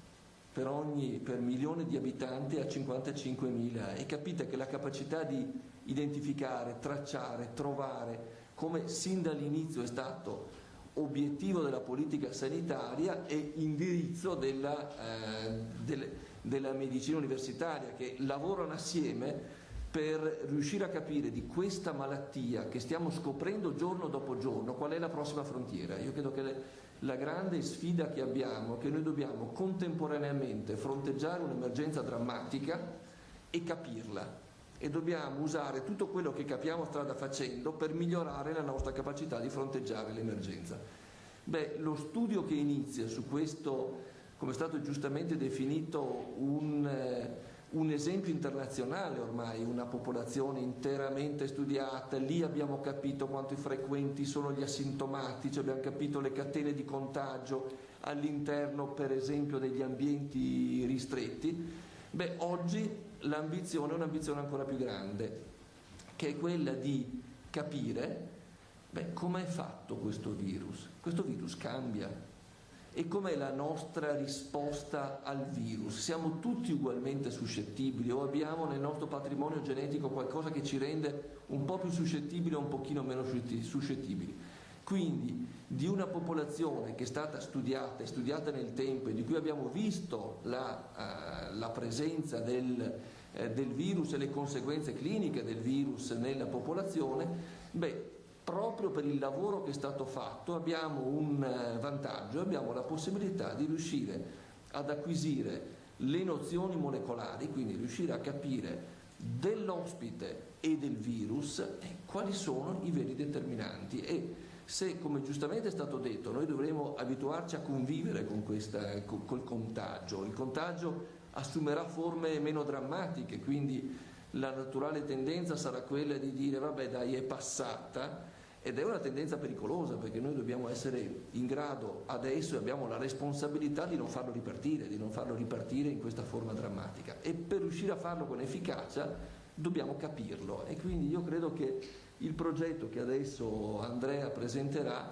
è un progetto importante per la comprensione del virus e la comprensione di come questo virus diventa una malattia così drammatica, una malattia così contagiosa e così drammatica nella condizione clinica. Quindi noi siamo felici di collaborare, come sempre facciamo, con la nostra regione, perché ci sentiamo parte di un gioco di squadra, ci sentiamo parte, la nostra competenza ovviamente è una competenza scientifica, ma come è stato detto, sono parole molto importanti, la competenza scientifica e le acquisizioni di nuove informazioni ci permettono di migliorare sempre più la cura che siamo in grado di dare.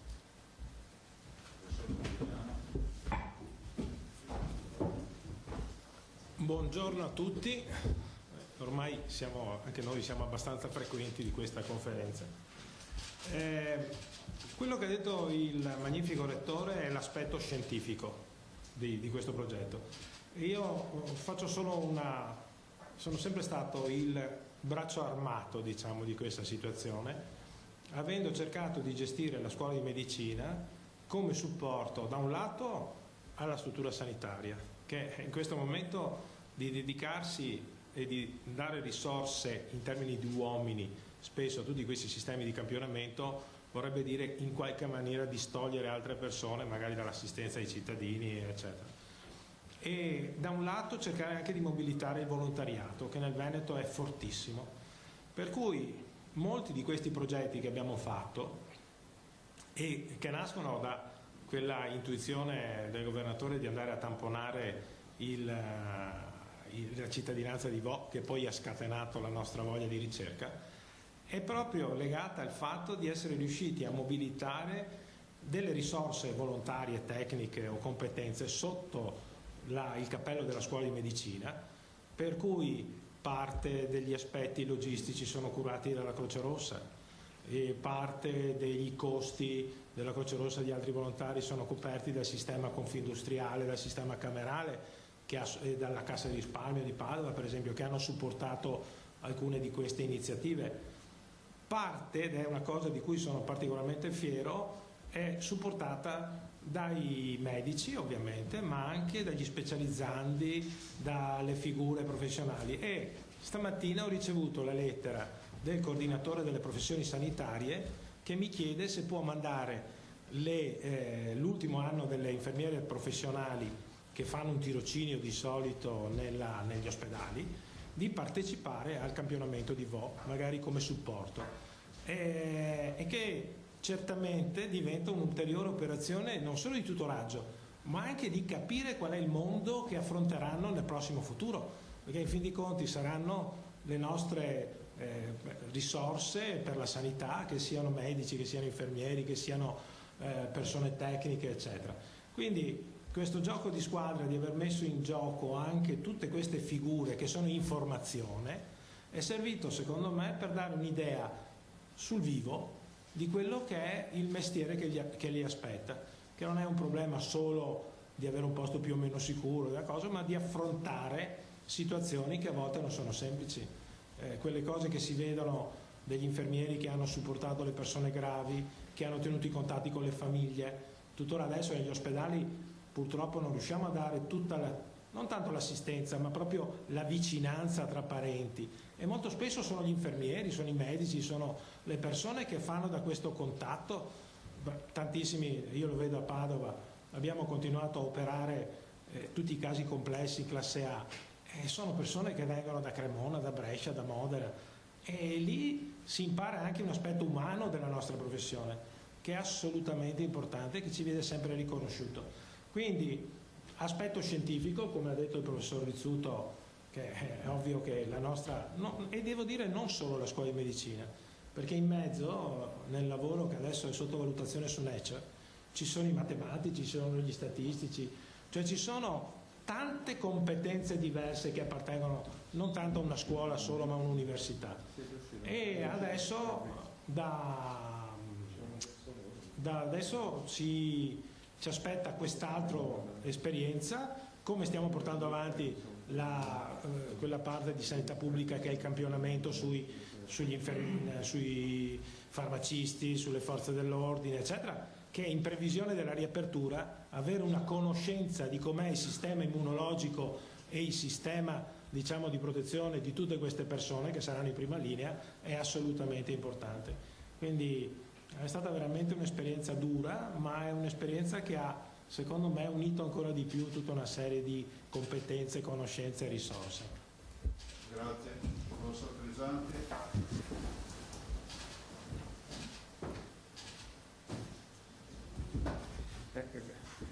Governatore, lei citando quella telefonata mi ha riportato indietro proprio all'inizio. Ecco, devo dire che io un giorno ho preso il coraggio e ho telefonato al governatore senza conoscerlo, mi sono presentato e in qualche modo ho illustrato come questa decisione aveva creato questa situazione epidemiologica unica e che facendo il secondo campionamento ci permetteva da una parte di capire qual era l'impatto delle misure di contenimento che nessuno aveva mai calcolato e allo stesso tempo di capire la dinamica dell'infezione e poi qual è la vera eredità di questa cosa. La vera eredità è che facendo 2 campionamenti abbiamo dimostrato che di fatto è possibile completamente eliminare la trasmissione dell'infezione e questo è un modello anche per il futuro, perché se ci sarà un nuovo focolaio sappiamo esattamente cosa fare e questa è una lezione che via via stanno imparando tutti. Se ci saranno nuovi focolai la ricetta per eliminarli è quella che noi abbiamo tracciato. Tuttavia l'analisi di Vo ha evidenziato una serie di cose interessantissime, ne avevamo già parlato all'inizio delle persone che erano sintomatiche, nelle famiglie c'erano persone malate e persone che non si sono mai ammalate, indipendentemente dall'età. Ci sono persone che sono guarite subito e persone che invece sono rimaste positive per tantissimo tempo, quindi questa infezione non è uguale per tutti e quindi c'è qualcosa che noi non capiamo, c'è qualcosa dalla parte del virus e c'è qualcosa dalla parte dell'organismo. Ecco, quindi questo nuovo studio di Vo ha un obiettivo molto più ambizioso di una fotografia epidemiologica. Lo studio di Vo vuole capire da una parte cosa succede quando il virus si trasmette da un individuo all'altro e quindi ha l'obiettivo di sequenziare il genoma di ogni singolo individuo che è stato positivo e di tutte le catene di contagio per verificare se lascia traccia mutando dall'una all'altra. Quindi capire questo e poi verificarlo, fare delle associazioni eventualmente col decorso della malattia. Vogliamo poi studiare la genetica di tutti gli abitanti di Vo.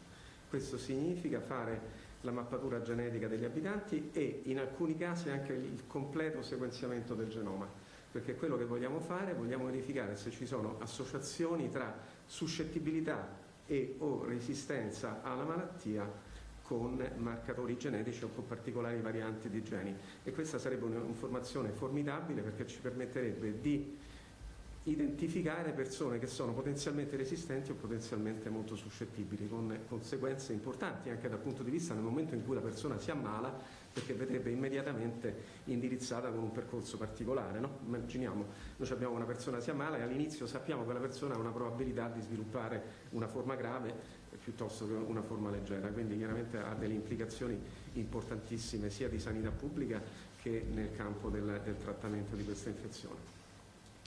Voglio dire un'altra cosa, che avete sentito sicuramente parlare anche di questi test sierologici, di cui c'è ancora un dibattito, servono o non servono, che cosa scoprono i falsi positivi, i falsi negativi. Ecco, VO è la situazione ideale per capire a cosa servono i test immunologici, perché sappiamo esattamente chi si è ammalato, sappiamo chi era sintomatico, chi era asintomatico, sappiamo per quanto tempo sono rimasti positivi.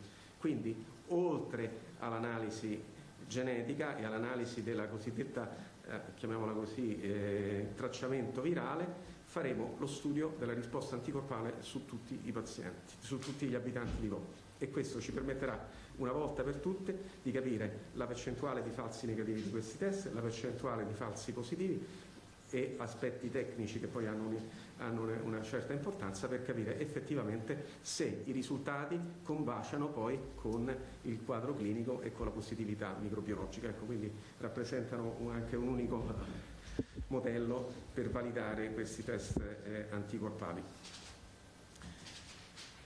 Io a questo punto vorrei anche ringraziare la popolazione di Vo, che veramente è stata molto collaborativa, specialmente nel secondo campionamento, quando non gliel'aveva chiesto nessuno e l'hanno fatto volontariamente. Abbiamo avuto un'adesione elevatissima nel secondo campionamento. Ecco, io per il terzo campionamento noi vogliamo chiaramente anche fare il tampone per verificare che tutti quanti sono effettivamente negativi, faremo un prelievo di sangue, ecco, e alla popolazione di Vo va il mio ringraziamento e anche al sindaco, perché hanno capito l'importanza sociale di questa cosa. Loro in questo momento stanno dando qualcosa di fatto all'Italia, danno indietro con questa adesione a questo progetto la capacità di fornire informazioni per migliorare la nostra capacità di lotta al virus. Ecco, questo vorrei concludere con queste parole. Dico anche che abbiamo, per realizzare questo progetto,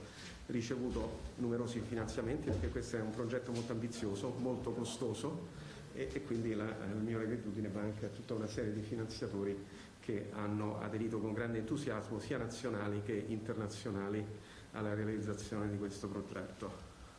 E qui concludo. Allora, se il professore è d'accordo, lo lascerei dov'è, farei un primo giro di domande dalla sala, sperando che si veda chi le fa. C'è Tosato dietro di te che già chiede. Ecco, c'è Tosato, ma in attesa che ricevo le domande dai quotidiani, professore, perché per i distanziamenti molti chiedono direttamente WhatsApp. Tosato, Mattino di Padova. Sì, buongiorno professore. Anzitutto volevo una conferma, siccome lei è più veloce nell'esposizione delle macchine per tamponi di cui dispone, mi dica se ho capito bene. La nuova iniziativa avrà 3 risvolti: l'analisi genetica della comunità di Vo, il tracciamento virale e lo studio della risposta anticorpale, è corretto? È corretto. Ecco. Non sono andato troppo veloce. No. Allora, volevo chiedere, questo coinvolgerà tutti i cittadini volontari? È su base volontaria, veramente, no? Certo, su base volontaria. Lei prima accennava a un interesse evidentemente anche da parte dei finanziatori, sia interno che internazionale. Ha avuto contatti con colleghi di altri paesi? C'è stato un interesse specifico su questa? C'è stato un grosso interesse. Guardi, la rivista a cui abbiamo mandato l'articolo, che è ancora in fase di valutazione, ci ha chiesto di fare una pre-pubblicazione, quindi di fatto l'articolo è disponibile online, ha suscitato immediatamente un grandissimo interesse, ma già da prima la comunità scientifica era al corrente di questo esperimento e quindi chiaramente aveva già da prima suscitato interesse, e quindi abbiamo ricevuto numerose proposte di collaborazione e chiaramente anche offerte di supporto. Che tipo di impegno finanziario richiederà questa? Ma guardi, penso alla fine ci vorranno circa 2 milioni di euro. Beh, lei deve pensare che si farà la genotipizzazione di tutta una popolazione e anche molto probabilmente anche il sequenziamento genetico di un'intera popolazione, quindi non sono cose che si fanno con pochi quattrini.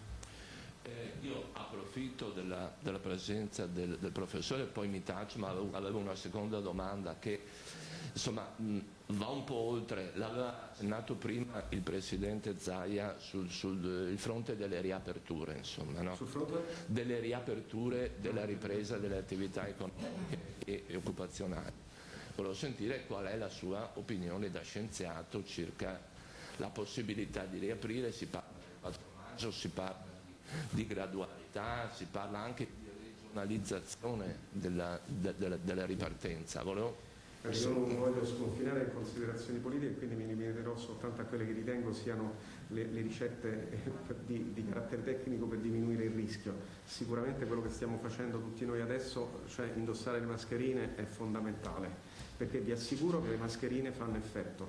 Noi in ospedale abbiamo avuto diversi casi di colleghi che erano positivi, indossavano le mascherine, sono andati al lavoro, gli altri colleghi pure indossavano le mascherine e abbiamo avuto 0 contagi.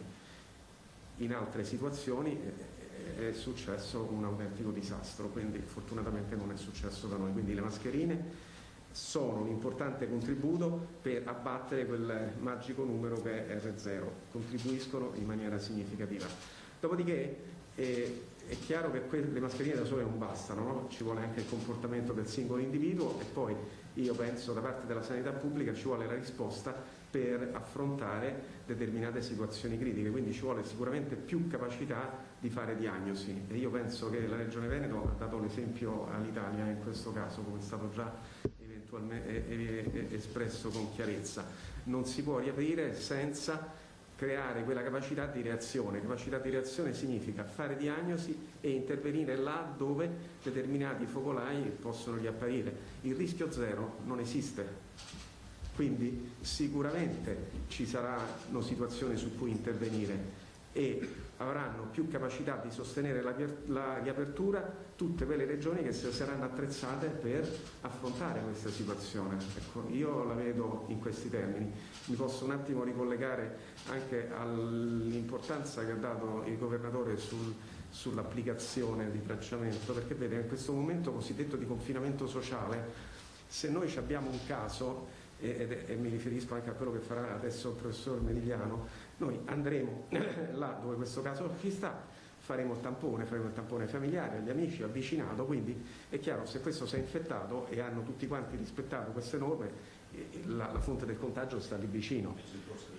Però se ci incominciamo a muovere e noi la fonte del contagio come la rintracciamo se non abbiamo un'app che in qualche modo ci aiuta a ricollegarci tutta questa rete di interazione? Cioè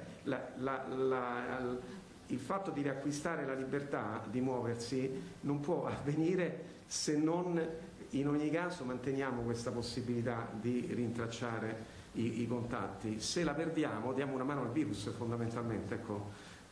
Questo è l'ultimo ingrediente che io ritengo sia importante per poter riaprire.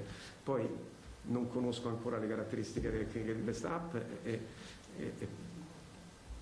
obiettivamente se faccio un'ultima considerazione, mi permetta, sono d'accordo con lei che dovrebbe essere obbligatoria, ma questo non è, faccio un piccolo sconfinamento di carattere personale e quindi fermo. Altre domande, Sara? I tempi di questo studio?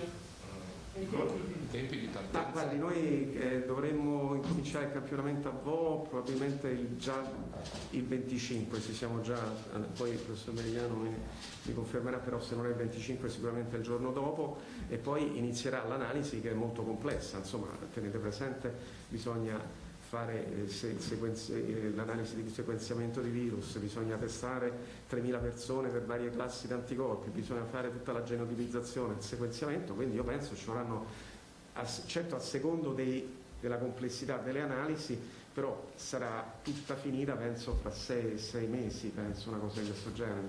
Sicuramente la prima cosa che verrà fuori sarà la risposta anticorpale, perché quella non ci vuole molto, quindi penso che quella nel giro di 4-5 settimane saremo in grado di fornirla, anche perché sarà un'informazione importante per poi fare scelte successive.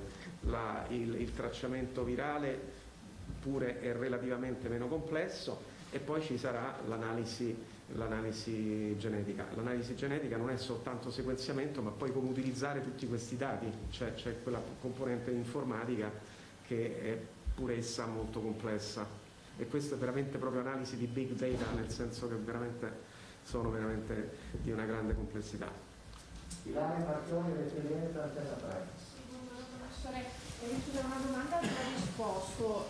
L'altra, dal momento che ha detto che si inizierà il 25, poi insomma per tutto ci saranno circa 6 mesi, volevo chiederle se dopo il 3 maggio gli abitanti di Vo potevano essere liberi oppure no, ma a questo punto presumo di sì, non rimane zona rossa.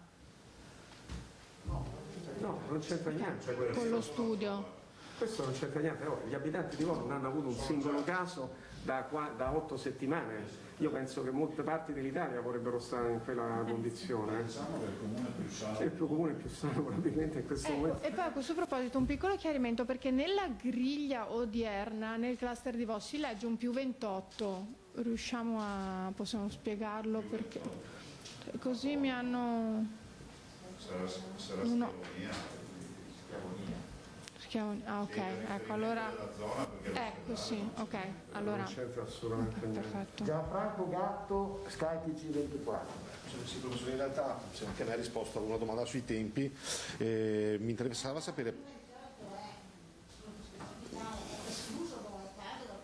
Per Padova più 28, ma si rende conto Padova sono 28 casi, sa che cosa significa? Che 28 casi è niente, sono facilmente aggredibili.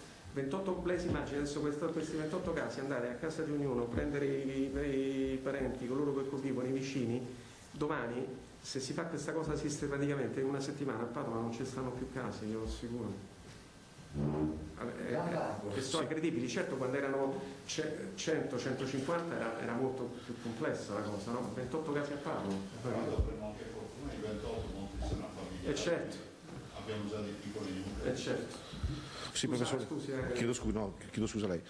Sempre per quanto riguarda i tempi, però per la mappatura genetica, che mi pare di aver capito sia la fase più complessa.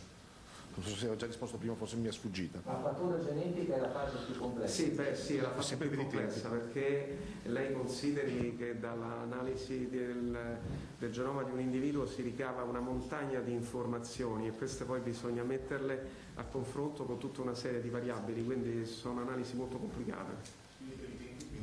Appunto, l'avevo detto, entro 6 mesi. 6 mesi, scusi, non avevo capito, mi scusi professore. Emiliano TV7. Buongiorno professore, le chiedo, avete scelto Vo anche per tutta la questione che ben sappiamo, ma per il fatto che ci sono delle condizioni particolari appunto da studiare, per il fatto che comunque ci sono parenti, insomma dei nuclei familiari, e volevo arrivare a chiedere se può essere anche interessante affrontare uno studio, una pagina all'interno delle tanto discusse case di riposo che magari aprono finestre particolari per la scienza. Guardi, allora la situazione di Vo è particolarmente interessante perché non ci sta altro posto al mondo in cui noi sappiamo esattamente quanti erano infetti in un certo punto e quanti erano infetti in un altro punto, in cui sono state ricostruite con esattezza tutte le catene di trasmissione, in cui sappiamo chi erano gli asintomatici, chi erano i sintomatici e chi ha trasmesso cosa a chi. Quindi è chiaro che quindi noi, se adesso lei dovesse fare un'analisi della risposta anticorpale e la fa nel palazzo qua di fronte, lei non sa nulla di questi abitanti. Se vede un positivo è un cross reattivo, è un errore del sistema, sei infettato, quando sei infettato, cioè è uno sparo nel buio. La stessa cosa vale se lei fa sempre l'analisi genetica degli abitanti del palazzo qua di fronte, non sa nulla e quindi sono soldi buttati. Ecco, quindi noi stiamo praticamente investendo su tutta una serie di conoscenze che sono state già accumulate. questo diciamo è irrazionale per l'analisi VO. È chiaro, le casse di guardia, le RSA, questa regione, poi penso il governatore lo dirà, sono state già una priorità. Già in passato abbiamo fatto tantissimi tamponi nelle case di cura proprio per evitare il contagio. Le chiedevo da inesperto, da non scienziato, se appunto avendo una fascia particolare, quindi come età, potesse aprire scientificamente... Indipendentemente dall'età, è proprio anche la cosa interessante di voi che sono rappresentate tutte le età. Se lei va in una casa di cura c'ha un... Grazie professore. Francesca Carollo, Mediaset. Salve professore, buongiorno. Senta, volevo chiederle, dai primi 2 campionamenti che ha fatto a Vo, emerge, poi mi corregga se sbaglio, che i bambini, almeno fino a 10 anni, non si contagiano, anche se vivono in famiglie dove ci sono malati anche asintomatici. Questa piccola fotografia, che cosa ci può dire a livello nazionale, visto il problema enorme che c'è per i bambini, se possono uscire, se possono andare a scuola? Problema che in questi giorni è stato anche posto all'attenzione anche del governatore stesso, Zaia, che ci tiene moltissimo, da tante mamme, perché purtroppo quello dei bambini è un tema. Allora, ecco, di nuovo, chiaramente si era già visto che i bambini non si infettano, però non era mai stato visto sistematicamente bambini che convivevano con infetti in questi numeri e obiettivamente, e poi, ma la cosa interessante è questa, che noi sappiamo perfettamente che in quel nucleo familiare c'erano persone in grado di trasmettere perché si sono infettate delle altre, quindi una situazione particolarissima. Quindi noi sappiamo che i bambini che vivono in nuclei familiari con infettati, che erano in grado di infettare altre persone che poi sono risultate positive al secondo campionamento, non si sono infettate. Allora, cosa significa questo? Significa che i bambini, per ragioni che la scienza ancora non conosce, sono resistenti a questa infezione e se sono negativi non trasmettono. Il problema, io penso, è come portarli sti bambini a scuola, perché chiaramente se poi io mi immagino una bella scuola con tutte le mamme che cominciano a parlare, portano il bambino, le babysitter e tutto, ecco, questo non è quello che si vuole creare, penso. Quindi io di fatto la congregazione di gruppi di bambini non credo che sia una fonte di contagio, il problema è quello che ci sta prima e dietro, ecco, questo non... Nuovo Pretolani, buongiorno.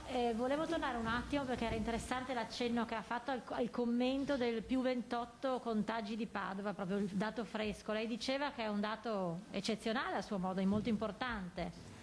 Sì, io penso che sia un dato incredibile perché sono 28 contagi, quindi significa che in tutta la città di Padova ci sono state 28 opportunità di contagio, che sono pochissime, e queste 28 opportunità di contagio sono avvenute in vicinanza delle persone infette. È per questo che noi stiamo predicando questa politica di aggredire il virus là dove si manifesta, chiamiamolo così, il caso sentinella, perché se adesso noi andiamo intorno nelle reti di interazione di queste persone, lo troviamo chi gliel'ha passata. Se lo troviamo e lo facciamo domani, lo facciamo dopodomani, lo portiamo a zero. Può voler dire che siamo veramente... Cioè, si vede proprio la luce in fondo al tunnel, possiamo dirlo. In questo momento, ecco, la strategia di utilizzare sorveglianza attiva e tamponi è il momento di aggredire il virus nella fase in cui è più vulnerabile. Antonella Prigioni. Buongiorno professore, volevo chiederle, questo studio potrà anche indicare la direzione se è meglio concentrarsi su un vaccino o su una terapia? Certo, in qualche modo certo, perché ci permetterà di stabilire per esempio se c'è una correlazione tra anticorpi e guarigione. Per esempio un grande mistero sono queste persone che stanno male per 5-6 settimane, rimangono positive nonostante la ipotetica presenza di anticorpi. Le fanno gli anticorpi queste persone? Sono neutralizzanti questi anticorpi? Sono tutte domande che noi potremo rispondere perché lì sappiamo esattamente quanto è durato l'infezione. Ecco, io certo se vedo in una persona dopo 6-8 settimane che ha tanti anticorpi ed è ancora positiva, mi comincio a porre qualche problema, qualche domanda diciamo sulla fattibilità di un vaccino. Qualche domanda dai quotidiani. Scusa, Massimo Ortenano di Gere, poi passa ai quotidiani. Sì, ma una domanda, è solo una precisazione che forse non ho capito. È l'unico studio al mondo di questo tipo? Sì. Il collega Luca Bortoli, Difesa del Popolo e Avvenire. Il professore potrebbe spiegare in più nello specifico il concetto di tracciamento virale, per cortesia? Sì. Allora, Supponiamo che io mi infetto e passo questa infezione a un'altra persona. Il virus molto spesso in questo processo cambia, introduce delle piccole mutazioni. Quando rinfetta un'altra persona, a sua volta rintroduce queste piccole mutazioni, quindi si può ricostruire la storia, cioè con una specie di ramificazione in ogni punto in cui questa mutazione è avvenuta, e quindi è possibile sovrapporre alla catena accertata di contagio la cosiddetto tracciamento molecolare, cioè come praticamente il virus si è spostato da un posto all'altro. Mi spiego. Se il virus rimanesse sempre costante non saremmo in grado di farlo, però siccome il virus introduce mutazioni ogni volta è possibile di volta in volta stabilire come si è spostato. Nicolò Simone, Torino del Veneto. La prima domanda è qual è il costo di questa terza operazione? L'ho già detto, è di circa 2 milioni di euro. Circa 2 milioni di euro, e la parte dello studio finanziato dalla Regione può dirsi concluso? Ma la parte dello studio finanziato dalla Regione si è concluso nei primi 2 confinamenti. Adesso noi abbiamo ricevuto chiaramente il supporto politico dalla Regione per fare questo campionamento, e anche il supporto da parte del sindaco e speriamo dalla popolazione di Po. Veramente questo, diciamo, è una cosa che è uno studio che non pesa sulla Regione. La collega Lanfran chiede, vabbè, l'abbiamo già detto, se l'adesione quindi è volontaria. Sì, è assolutamente volontaria. Nel frattempo vedo che stanno scrivendo altre domande, direi un altro, ecco, scusate, la piazza. Lo studio di Vo servirà anche a capire, ma l'hanno già chiesto, se e quando le scuole potranno riaprire e se potranno riprendere attività aggregative come i centri estivi, ma credo che questa sia una domanda non per lei, insomma. Grazie. Per ora io non ho altro, se qualcuno... Questi 2 milioni si ha idea chi potrà metterli, insomma, sul piatto? Guardi, sono stati già, la maggior parte sono stati già, diciamo, stanziati. Sono diverse istituzioni nazionali e internazionali e anche dei donatori privati. Ilaria Marchiori, Massimo Zennaro di nuovo ed Emiliano di nuovo ancora. Sì, professore, mi scusi, a Vo restano questi 7 casi positivi, non aumentano ma restano, come se lo spiega? Io spero di spiegarmelo con questo studio.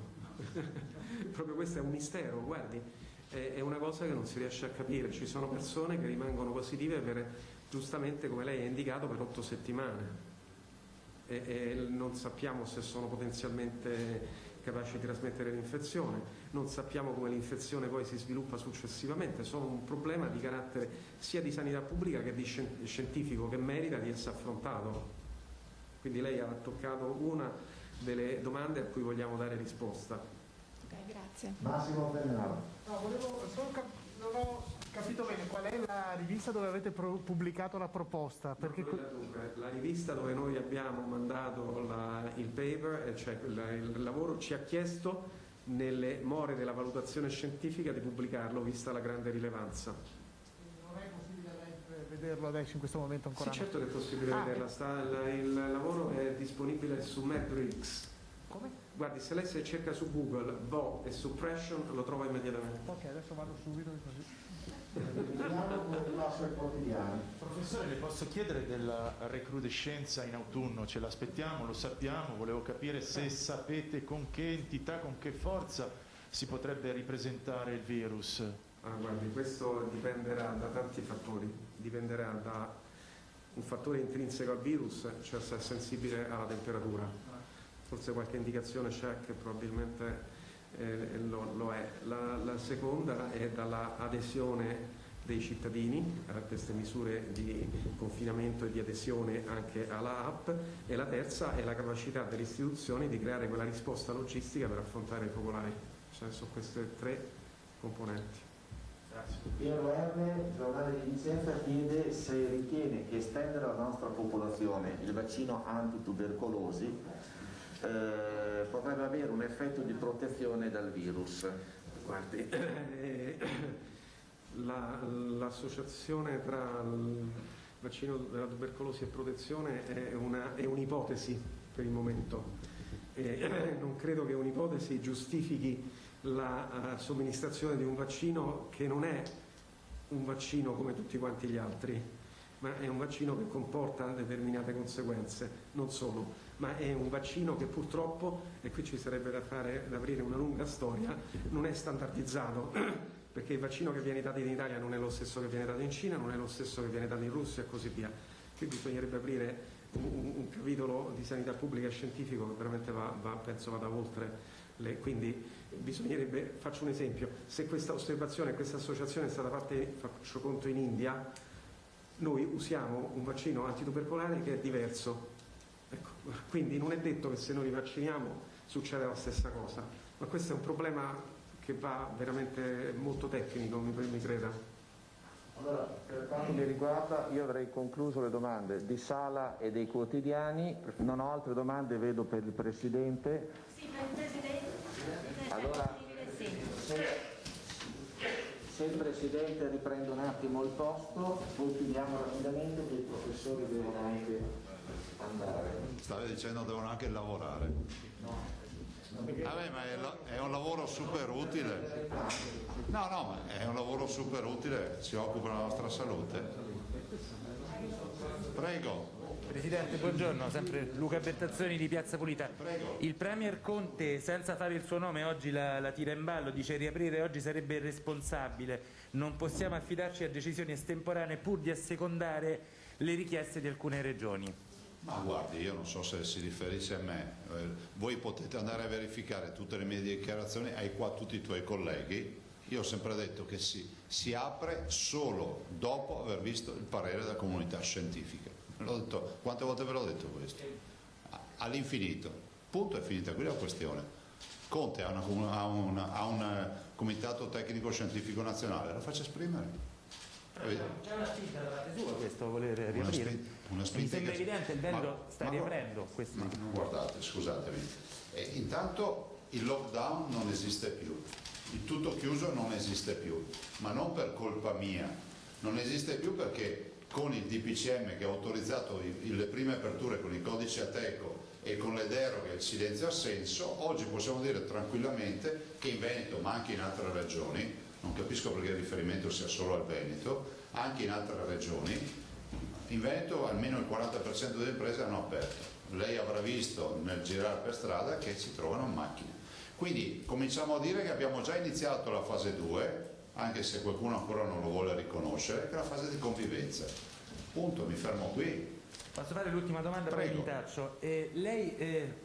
Lei si sente di garantire che tutte le fabbriche qui in Veneto stiano rispettando gli standard di sicurezza? Le faccio questa domanda perché in queste 2 settimane ho incontrato lavoratori che mi parlano di non distanza di sicurezza e usano mascherine non a norma. Ma guardi, io le dico che dal primo giorno nel quale con il primo DPCM si sono autorizzate le prime aperture, noi abbiamo attivato, quanti sono i nostri dello Spisa? 400? Sì, noi controllori. Tutti i controlli dello Spisa li abbiamo dedicati al controllo del rispetto dell'accordo nazionale, parti sociali, mondo datoriale, governo, i famosi 13 punti, che siano applicati e quindi vanno nelle aziende in maniera tempestiva, anche su segnalazione, e fanno la verifica senza star lì poi a perdere tempo a guardare altre robe, in maniera costruttiva e anche per accompagnare questo percorso che è nuovo anche per le imprese. Ci risulta che almeno il 98% dei dati che ho visto, e su quanti controlli sono stati fatti? Quanti?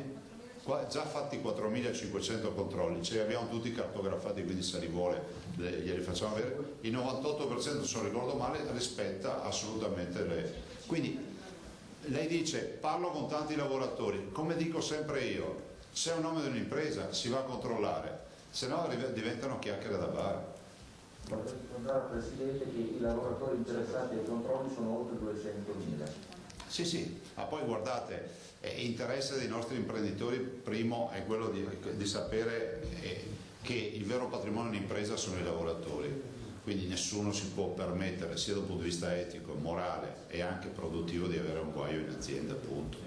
Considerate che l'80% delle 600.000 imprese del Veneto hanno meno di 15 dipendenti, quindi non è un modello di sviluppo fordista, ma è quello della piccola e media impresa, dove sia le relazioni personali tra datore di lavoro e lavoratori che la conformazione e la logistica aziendale è sicuramente particolare.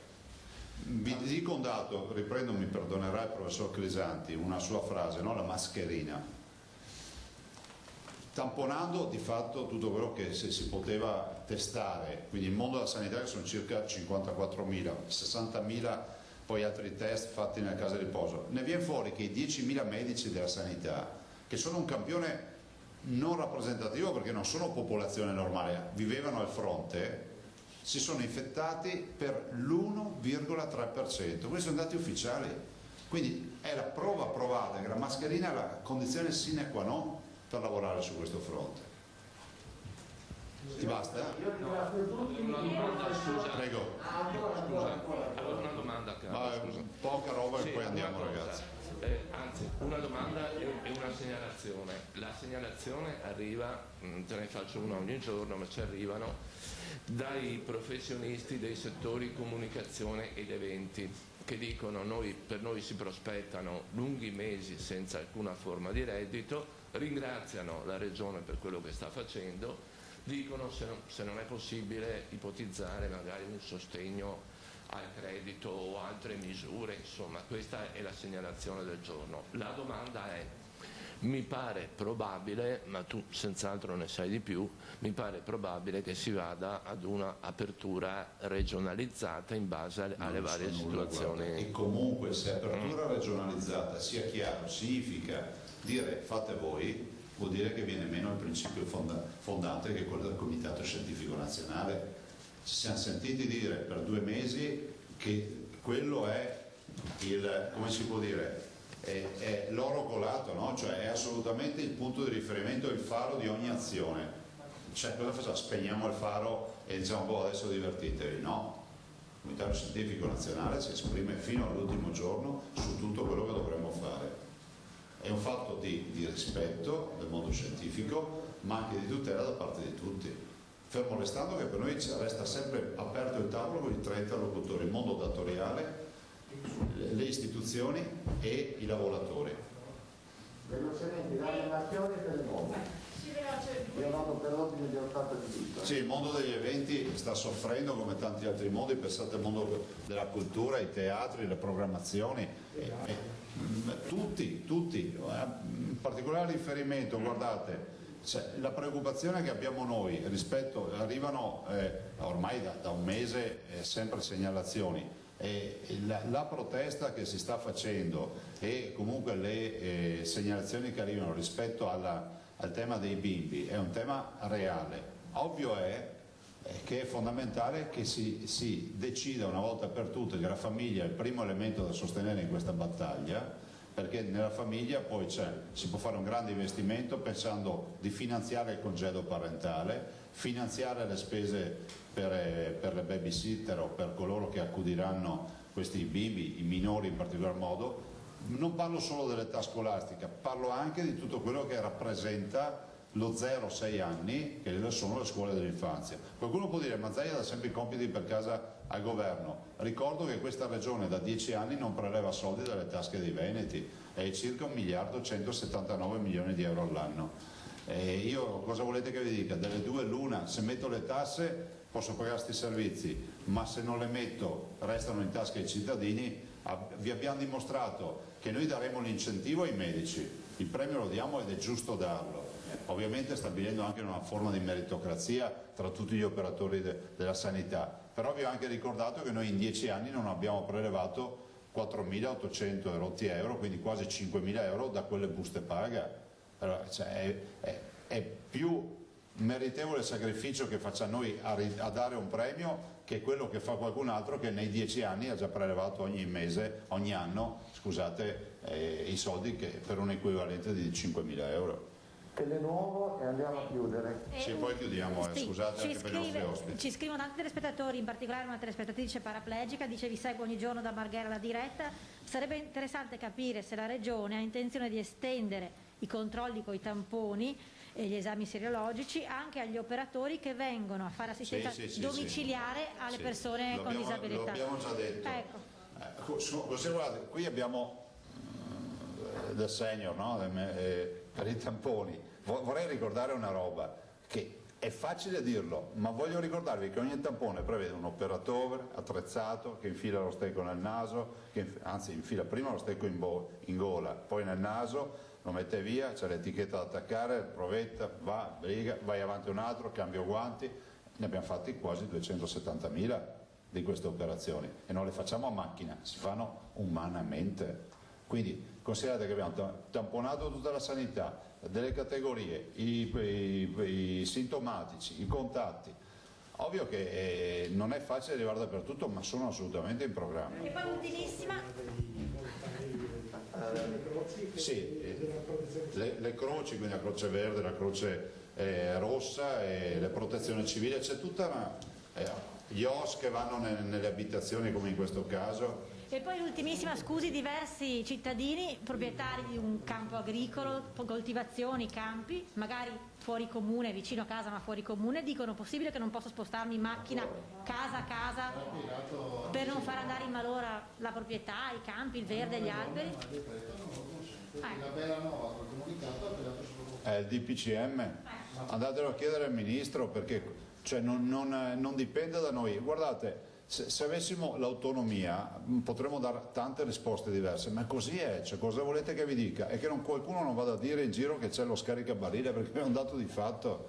Cioè, è come se andaste dal professor Crisanti e chiedesse se può riparare l'auto. Lui diceva: io mi occupo di tamponi, cioè, io faccio sempre un esempio, professore: è come entrare con una gamba rotta e andare in cardiologia in un ospedale. Se hai sbagliato il reparto, è inutile che stiamo qui a discutere che hai davanti da te un medico che deve saper fare il medico, che tutti studiano medicina. Sei davanti al medico sbagliato, punto. Mettiti cuore in pace, non perdere tempo, cambia reparto.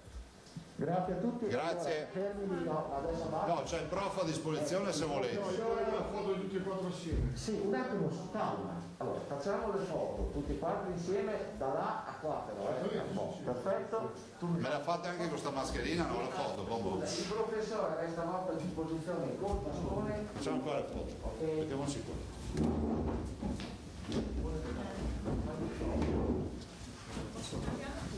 No, vieni qua. Dietro questo non è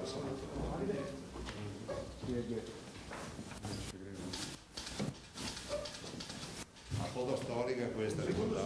Ancora? Cosa si fa?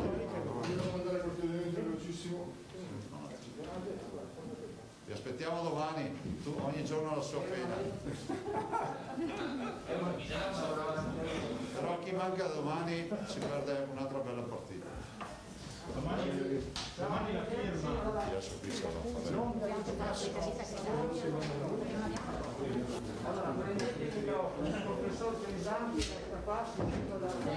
Voto finale del governatore insieme al professor Crisanti, al rettore dell'Università di Padova, il presidente della scuola di medicina. Avete capito e sentito, insomma, un'iniziativa unica a livello mondiale, ed è quella che vi abbiamo appena raccontato in diretta, di fatto con una nuova verifica.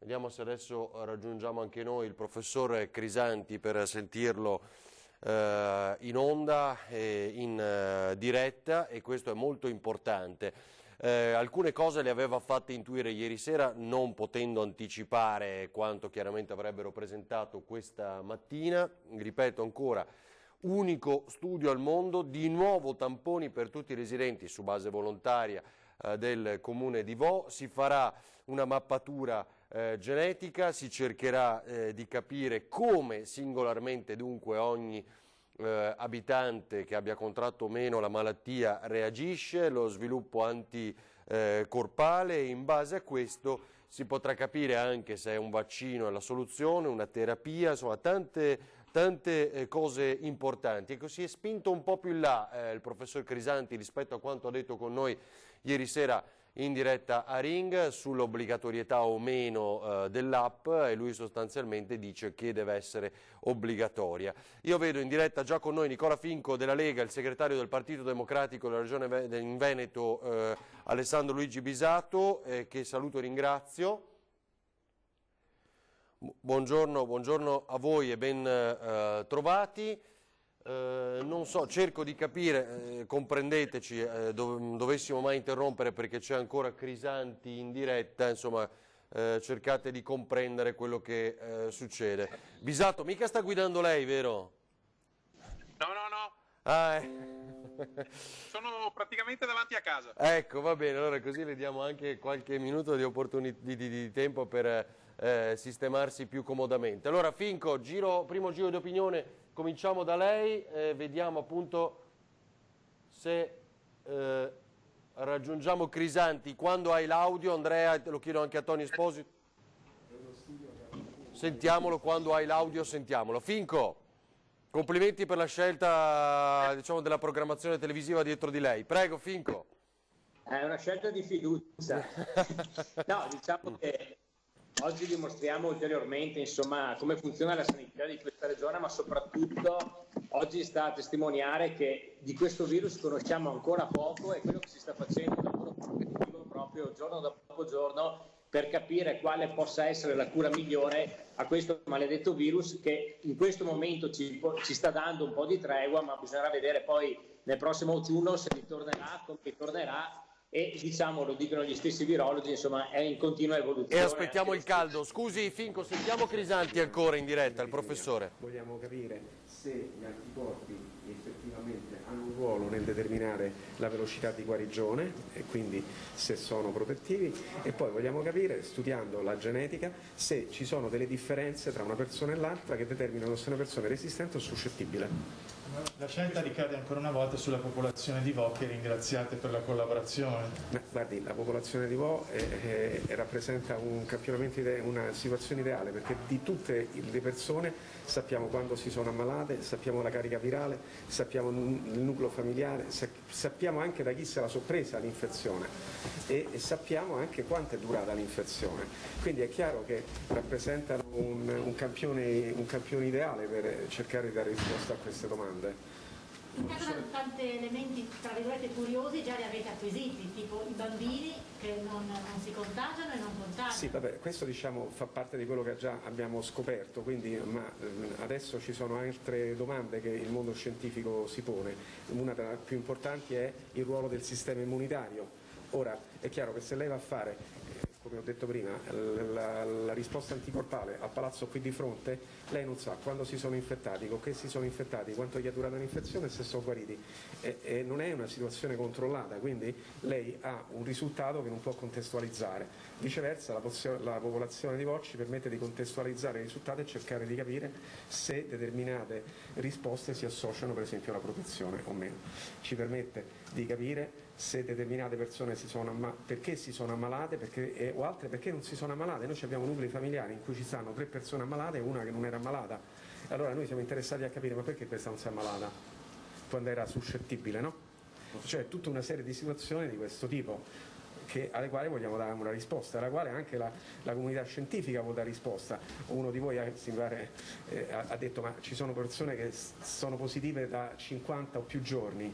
Ecco, noi vogliamo capire perché queste persone rimangono positive, che cosa le differenzia dall'altri? È il virus che è differente o sono le persone che sono differenti? Ecco, questo è l'obiettivo dello studio. Non so come sono, una volta avevo tutte queste risposte, dal punto di vista pratico, poi lei non c'è la mascherina.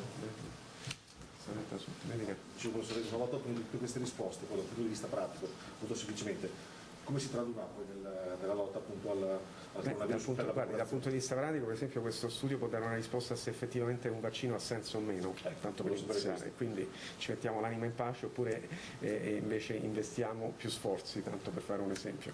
Oppure questo studio ci può dire di guardare a particolari geni in una persona per vedere se questa persona è più predisposta a sviluppare una malattia grave piuttosto che un'altra, quindi chiaramente può entrare in un percorso terapeutico completamente diverso fin dall'inizio.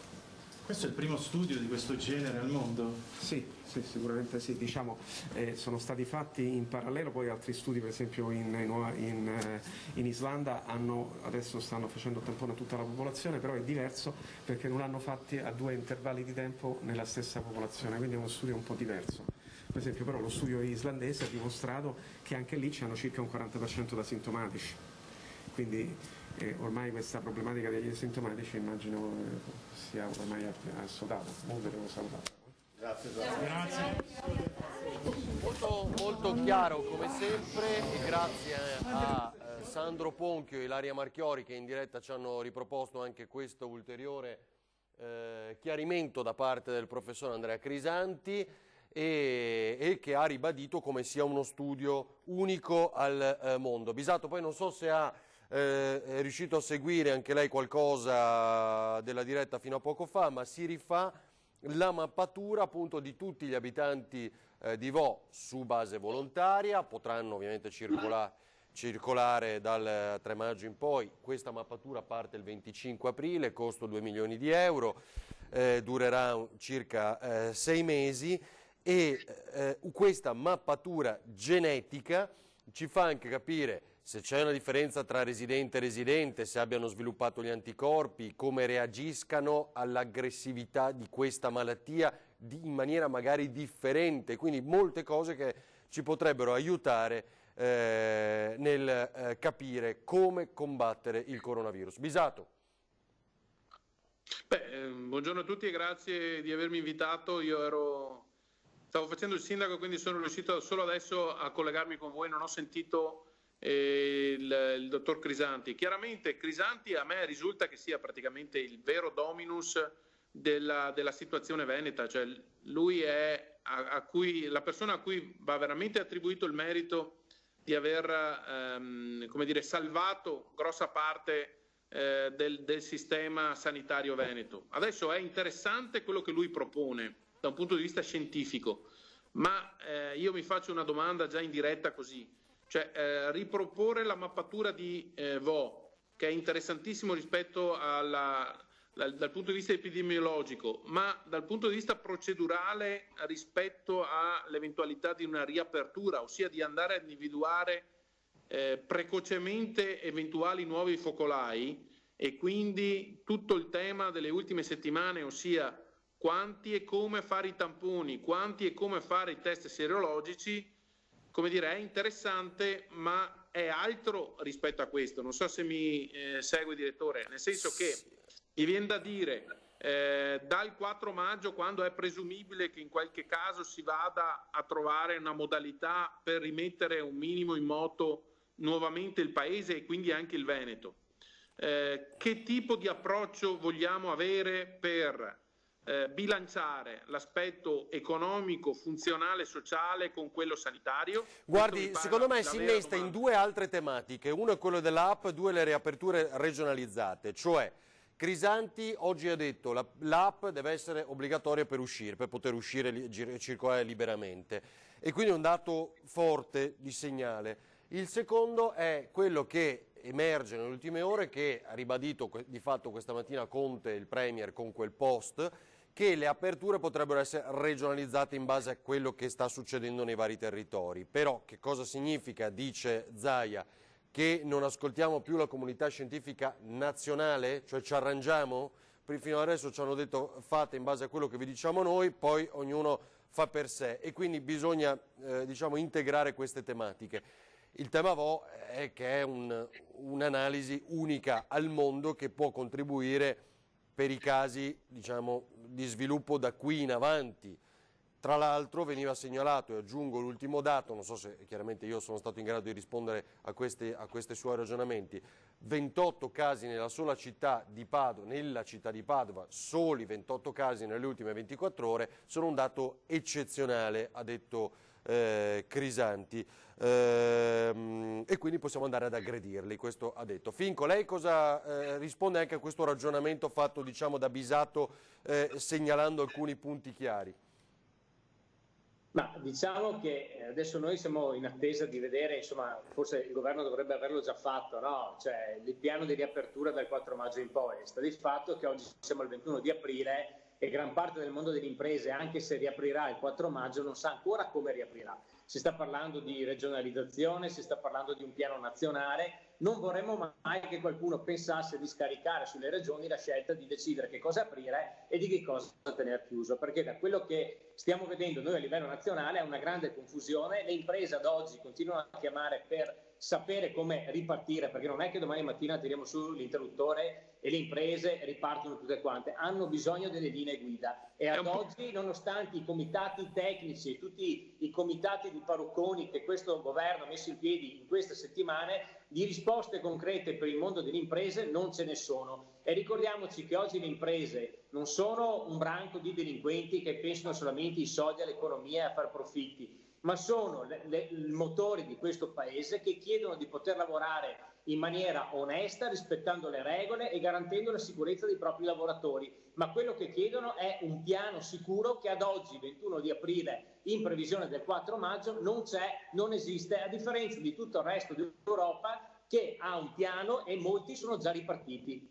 È un po' paradossale però in una regione che chiede l'autonomia e che, come dire, millanta ogni piè sospinto che da sola farebbe meglio, dire, come ha detto il consigliere Finco, mi lasci completare, visto che vedo che sta tentando di intervenire, io non voglio togliere certo la parola, però almeno completare il mio ragionamento. È un po' paradossale che si dica quando fa comodo ci gestiamo da soli e quando invece è da ributtare il pallino nel campo avverso, allora lo Stato non si è ancora determinato. Se si andasse a una riapertura regionalizzata, io penso che si farebbe nient'altro che quello che si è fatto fin dall'inizio. Cioè io ricordo a tutti che noi fortunatamente qui eravamo all'inizio nella stessa ondata di lodi, poi è arrivato per fortuna, come ho detto all'inizio, l'opinione di Crisanti che ha scelto di bloccare Vo, di chiudere Schiavonia in accordo con i vertici anche politici. Di lì a qualche ora, quando si è deciso di fare tutta l'Italia zona rossa, c'era qualcuno che diceva che era esagerato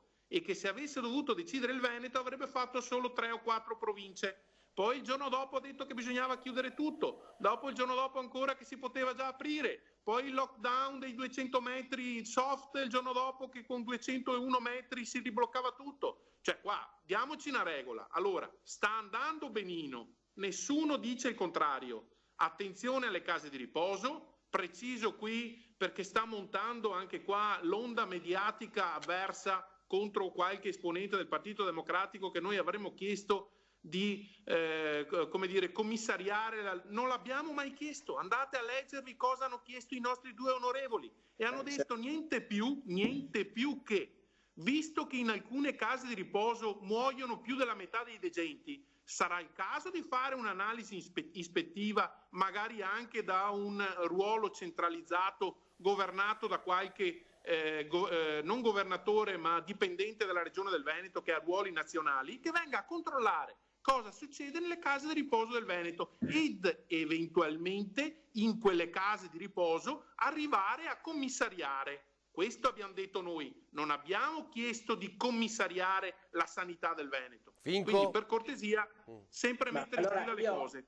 Avvisato sulla partita dell'autonomia, dico patti chiari da amicizia lunga. Allora noi ci stiamo ad assumerci tutte le nostre responsabilità, però non è possibile che un governo ti dia la responsabilità solamente quando ci siano determinate situazioni particolari, mentre per tutto il resto non ti dà mai un minimo di autonomia nemmeno sulle scelte. Perché penso che come Regione abbiamo dimostrato che è vero che il professor Crisanti ci sta dando un grande aiuto, però bisogna anche riconoscere la capacità del governo a livello regionale rispetto a tante altre realtà di questo paese di aver saputo gestire nel migliore dei modi, sicuramente in collaborazione con Crisanti, con l'università, con le varie strutture sanitarie che abbiamo in questa regione, aver gestito nel migliore dei modi quella che è l'emergenza sanitaria che stiamo vivendo. Dopodiché noi, se dobbiamo assumerci le nostre responsabilità, siamo pronti a farlo, ok, però ci vuole chiarezza. E fa bene Zai a dire noi siamo pronti ad aprire sulla base però delle indicazioni che arrivano dai comitati scientifici a livello nazionale. Altrimenti qualcuno ci dica fateli a livello locale, allora faremo noi un pool a livello regionale e andremo noi dopo ovviamente individuare cosa aprire e cosa non aprire. Che oggi un paese come l'Italia, che dovrebbe essere con tutte le difficoltà a aprire con piano chiaro e preciso, siamo, lo ripeto, il 21 di aprile e non c'è ancora una minima base di come apriranno le aziende il 4 di maggio. Cioè noi dalla mattina alla sera siamo sommersi di telefonate da parte di commercianti, di esercenti, di industriali che chiedono di lavorare in maniera seria e onesta, ma che qualcuno gli dica come. Perché il problema è che se loro non aprono il 4 di maggio chiudono, questa è la realtà dell'economia del nostro territorio, e qualcuno purtroppo si sta spartendo le nominette a livello nazionale, fa le polemichette sul rinvio delle elezioni, però sulla vera questione che è l'economia di questo paese, oltre ovviamente alla salute e alla sanità, nessuno se ne sta occupando, perché questa è la realtà che oggi stiamo vivendo qui in Veneto. Sì, però Finco era anche il tempo di farle quelle nomine, cioè infine, no? Perché sappiamo che andavano in scadenza, quindi le nomine Terna e via dicendo andavano fatte, dopodiché certo lei... no, perché anche su questo, un minimo di, come dire, di unidirezionalità. Se vale la regola, come ha detto il nostro governatore, che i consiglieri regionali erano in scadenza e quindi era bene andare a votare, e poi se mi passate vorrei fare un micro ragionamento anche su quello. Sì, infatti io non vorrei stare sulle nomine, diciamo che è tema lontano, anche se so che ho fatto un po' scatenare anche sui social il dibattito, però lei cosa voleva dire? Quindi vale anche per le nomine? Cioè, esatto. Se qualcuno era elezioni, allora Bisato e Finco, ripartiamo dal segretario PD Bisato, ha detto poco fa in diretta con noi il ministro D'Incà che sappiamo bene della finestra e via dicendo, poi ci colleghiamo anzi con Ilaria Marchiori e vi lascio pensare alla risposta, che potrebbe essere fine settembre una finestra utile, è chiaro, anzi un momento giusto. È chiaro che, ripeto ancora, il governo decide la finestra, la regione decide il giorno della sua elezione, sperando che sia election day, quindi diciamo tutti insieme, dice D'Incà, ma credo che poi sia un augurio un po' per tutti noi per risparmiare qualche soldino, però diamo una lettura anche su questo. Quindi fine settembre, dice D'Incà, election day, regionali amministrative e referendum. Però qualche istante aspetti Bisato, prima lei e poi Finco, ma andiamo da Ilaria Marchiori con Sandro Ponchio, ancora Marghera, finita la conferenza stampa. Ilaria, andiamo a flash, diciamo rapidissimamente, conferenza stampa importantissima perché oggi abbiamo capito anche che purtroppo ci vorrà tempo, ma che con questo studio possiamo fare un passo in avanti considerevole sul fronte della lotta a questo virus maledetto. Ilaria. Sì, ben ritrovati, eccoci qui, è terminata da pochissimo la conferenza col governatore Zaia, il professor Crisanti, il magnifico rettore Rizzuto e poi il professor Merigliano. Ecco, importantissimo perché è stata illustrata quella che sarà la terza fase del progetto di Vo. Le prime due fasi le abbiamo viste con i tamponi, con i numeri che sono andati insomma mano a mano scendendo, con l'isolamento che è stato il primo in assoluto, il primo progetto tra l'altro proprio a livello anche mondiale, secondo quanto ha detto da subito il professor Crisanti. E ora la terza fase che prevede uno studio ancora più approfondito, lo specifichiamo sempre su base volontaria da parte della popolazione, ma che in questo momento e fino ad ora si è sempre dimostrata molto disponibile per prendere parte allo studio, e tra l'altro con risultati davvero fondamentali. Perché cosa si vuole capire con questa terza fase? L'ambizione è quella proprio di capire come è fatto questo virus, anche attraverso tutte le sue mutazioni, e soprattutto come reagisce da persona a persona. Infatti una delle curiosità a cui si vuole dare una risposta è proprio quella di queste 7 persone positive all'interno del cluster di Vo, che ormai lo sono da circa 8 settimane e che però non contagiano gli altri. Dunque anche questa è una delle tante risposte che si vorrà dare a questo studio. Il professor Crisanti ha anche voluto evidenziare, sottolineare come attraverso quello che si riuscirà a capire anche da questa terza fase, che giunta alla conclusione richiederà insomma attraverso tutti i risultati di quelli che saranno i test sierologici, gli studi degli ulteriori tamponi che verranno effettuati e soprattutto la genetica di ogni singola persona che fa parte del cluster di Vo, ci vorranno circa 6 mesi, e attraverso appunto questo studio si potrà anche capire proprio se questo virus si possa trovare meglio in persone che hanno una determinata genetica piuttosto che altre. Dunque anche questo è importantissimo e fondamentale. I risultati porteranno anche a capire, e questa è una cosa importantissima, se servirà o se sarà efficace un eventuale vaccino oppure no. Dunque nemmeno questo è scontato, potrebbe, ha detto il professor Crisanti, bastare una terapia, quella giusta naturalmente, e il vaccino potrebbe non essere efficace, oppure viceversa. Questa sarà un'altra delle tante risposte che si darà con questa terza fase dello studio di Vo. Uno studio importantissimo, uno studio che sta già dando brillanti risultati, unico nel suo genere, e che appunto parte proprio da qui, dalla nostra regione e da questa piccola comunità di Vo, che si vuole ringraziare. Lo facciamo tutti, l'ha fatto il professor Crisanti, l'ha fatto il governatore Zaia, lo facciamo, insomma, credo di potermi rendere portavoce di tutta la popolazione, perché attraverso la disponibilità sia del sindaco che di tutti i cittadini si potranno ottenere brillanti risultati e capire anche come agire, come intervenire su e con questo virus, dal momento che ci dovremo convivere. Ecco perché l'interesse da parte anche della comunità scientifica, non solo della nostra nazione, ma ben oltre. Sì, perché appunto sarà di sicuro un caso che verrà studiato a livello mondiale poi, no? Quindi questo è.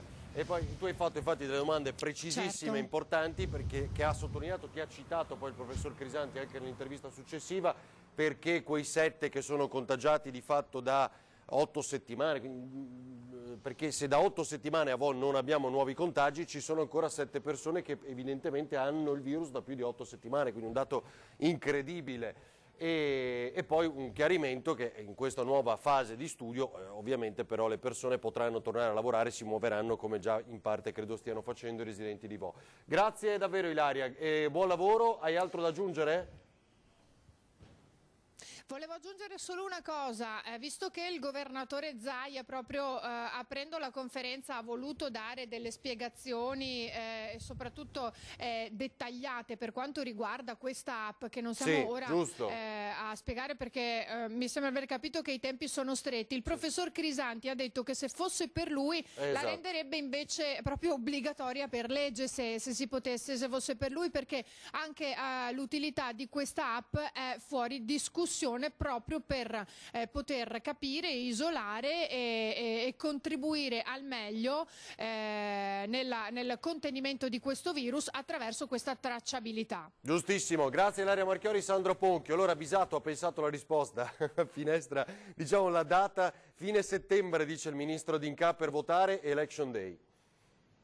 Guardi, io sono perfettamente d'accordo col ministro D'Incà rispetto a un aspetto, che si faccia un election day, cioè sarebbe stato fuori dal mondo pensare di mandare i cittadini di Venezia, esempio tipico, in luglio a votare per le regionali, di lì a 2 o 3 mesi votare per rifare il sindaco di Venezia e dopo magari altri 1 o 2 mesi per il referendum sul Parlamento. E da anni tutti quanti a riempirci la bocca che lo spreco di risorse, di energie, allora, ste leggi non si racchiamole quando fa comodo da una parte o dall'altra. Non abbiamo chiesto nulla di trascendentale, sappiamo che come dire, non cambia tanto in termini come dire, di propaganda 2 o 3 mesi in più, 1 mese in più, quello che sarà, ma il forzare la mano per voler fare che la prima settimana utile si vada a votare, quando giustamente anche qui noi stiamo parlando ancora dell'emergenza sanitaria. C'erano anche 2 governatori della vostra parte, però anche Michele Emiliano della Puglia e De Luca della Campania a chiedere il voto subito. Ma posso in battuta, ma chi se ne frega? Cioè qua, noi qui dal Veneto, noi insieme alla Lombardia, all'Emilia, epicentro del problema sanitario, stiamo dicendo che siamo dentro un buco nero da 6 settimane e fra 6 settimane saremo già nella condizione, con quelle 6 proposte che avevo lanciato per dire ripensaci caro governatore, da un punto di vista sanitario tutto a posto, se dobbiamo far riprendere qualcuno che vada a prendersi allora 21 febbraio, 21 aprile, oggi sono esattamente 2 mesi da quel pomeriggio in cui appunto il governatore Zaia era nei nostri studi, entrò dicendo abbiamo i primi 2 casi e quindi partì tutta l'emergenza, ricorderete, quindi anche le nostre edizioni straordinarie da quel pomeriggio del 21 febbraio, poi il decesso purtroppo sapete di Trevisan, prima vittima residente a Vo e prima vittima in Italia da coronavirus. Allora Finco, lei cosa ribadisce su quello invece, o ribatte su quello detto quanto detto da Bisato adesso? Diciamo che questo sta a significare quanto il governo sia distante dai territori, cioè coloro che governano le regioni e che meglio conoscono i territori propongono al governo di andare a votare in una fascia compresa insomma, tra metà di giugno e la metà fine di luglio, in modo che la gente possa votare in sicurezza, perché sicuramente in quel periodo il tasso di contagio sarà bassissimo, anche perché in autunno è previsto, questo lo dice l'OMS, un ritorno di questo coronavirus. I governatori chiedono una cosa, il governo ne fa esattamente un'altra. Io sono convinto che questa è stata una scelta non basata su dei principi che magari pensano alla sicurezza dei cittadini, ma sono solamente dei principi puramente elettoralistici, cioè pensare magari a guadagnare qualche mese in più per portare a casa qualche voto in più, perché se l'Organizzazione Mondiale della Sanità ci dice che in autunno ci sarà un ritorno del virus, i governatori che governano i territori chiedono di votare in estate, che voglio dire durante l'estate penso non ci sarà un grande contagio, e nonostante questo il governo decide di andare a votare dalla metà di settembre in poi, allora vuol dire che a questo punto, voglio dire, inutile che chiedano un parere alle regioni, se tanto poi alla fine il governo fa sempre quello che vuole, sempre e comunque in qualsiasi momento. Andremo a votare magari al mese di ottobre, poi se ritornerà il virus andremo a votare l'anno prossimo, così regaleremo un anno di legislatura magari a persone che sicuramente non tornerebbero più a ricoprire i ruoli che oggi hanno. Guardi, a me queste cose qua non le può dire perché tanto io in consiglio regionale non ci sono. Quindi. Vabbè, non c'è lei, ma ci sono altri esponenti del suo partito che in queste ore hanno fatto pressione perché si andasse a votare ad ottobre, non al mese di luglio, molti anche di suoi consiglieri regionali. No, ma guardi che io non sto mica scaricando su di loro, io ho fatto una lettera esplicita dicendo queste cose, perché c'erano almeno 3 o 4 elementi, uno che atteneva alla democraticità, alla funzionalità delle istituzioni.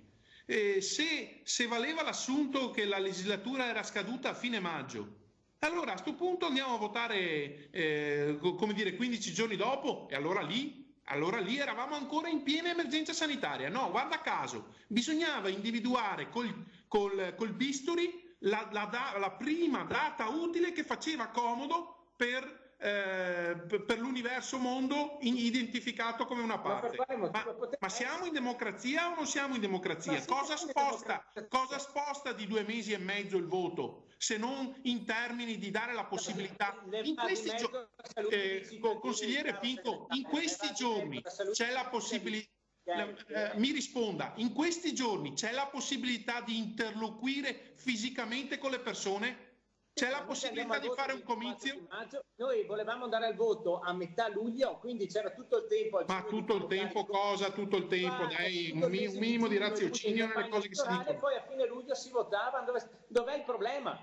Dov'è il problema di andare a votare a metà luglio? Prima di tutto non era a fine luglio, ma era il 12 luglio, aveva già detto il governatore del Veneto. 12 luglio. Per noi secondo me cambierà veramente poco. Mi auguro solo che a ottobre non ci sia un ritorno del virus, altrimenti vedremo come funzionerà la democrazia. Ecco, l'unico dubbio francamente che muoviamo da profani è che poi non sia fine settembre, magari come dice D'Inca, comincerà a diventare metà ottobre, magari fine ottobre, quindi a quel punto sarà ancora più difficile magari fare i comizi.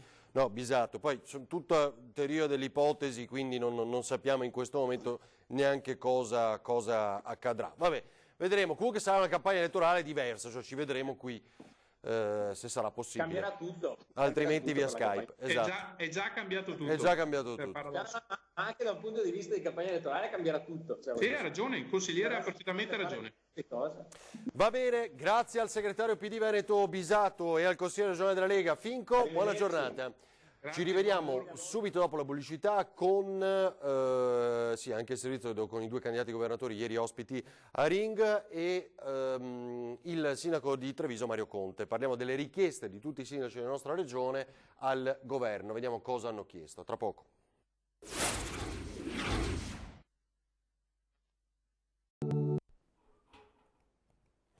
Ora torniamo in diretta, 14.07, Conte, aperture differenziate per regioni, la nuova mappatura che vi abbiamo raccontato e detto per quanto riguarda Vo. Ecco, proprio adesso è caduto il collegamento col sindaco di Treviso Mario Conte, mi dispiace, vediamo se riusciamo a recuperarlo. Ecco qua, Sindaco, la vediamo di nuovo. Buongiorno, ben trovato, Presidente tra l'altro dell'Anci Veneto. Quindi ci racconta quali sono le richieste, Sindaco, da parte di voi 7, diciamo, i sindaci del capoluogo di provincia, al Premier Conte? Sì, intanto mi scuso, ma sono in sopralluogo in un cantiere e mi avete beccato proprio in fase operativa.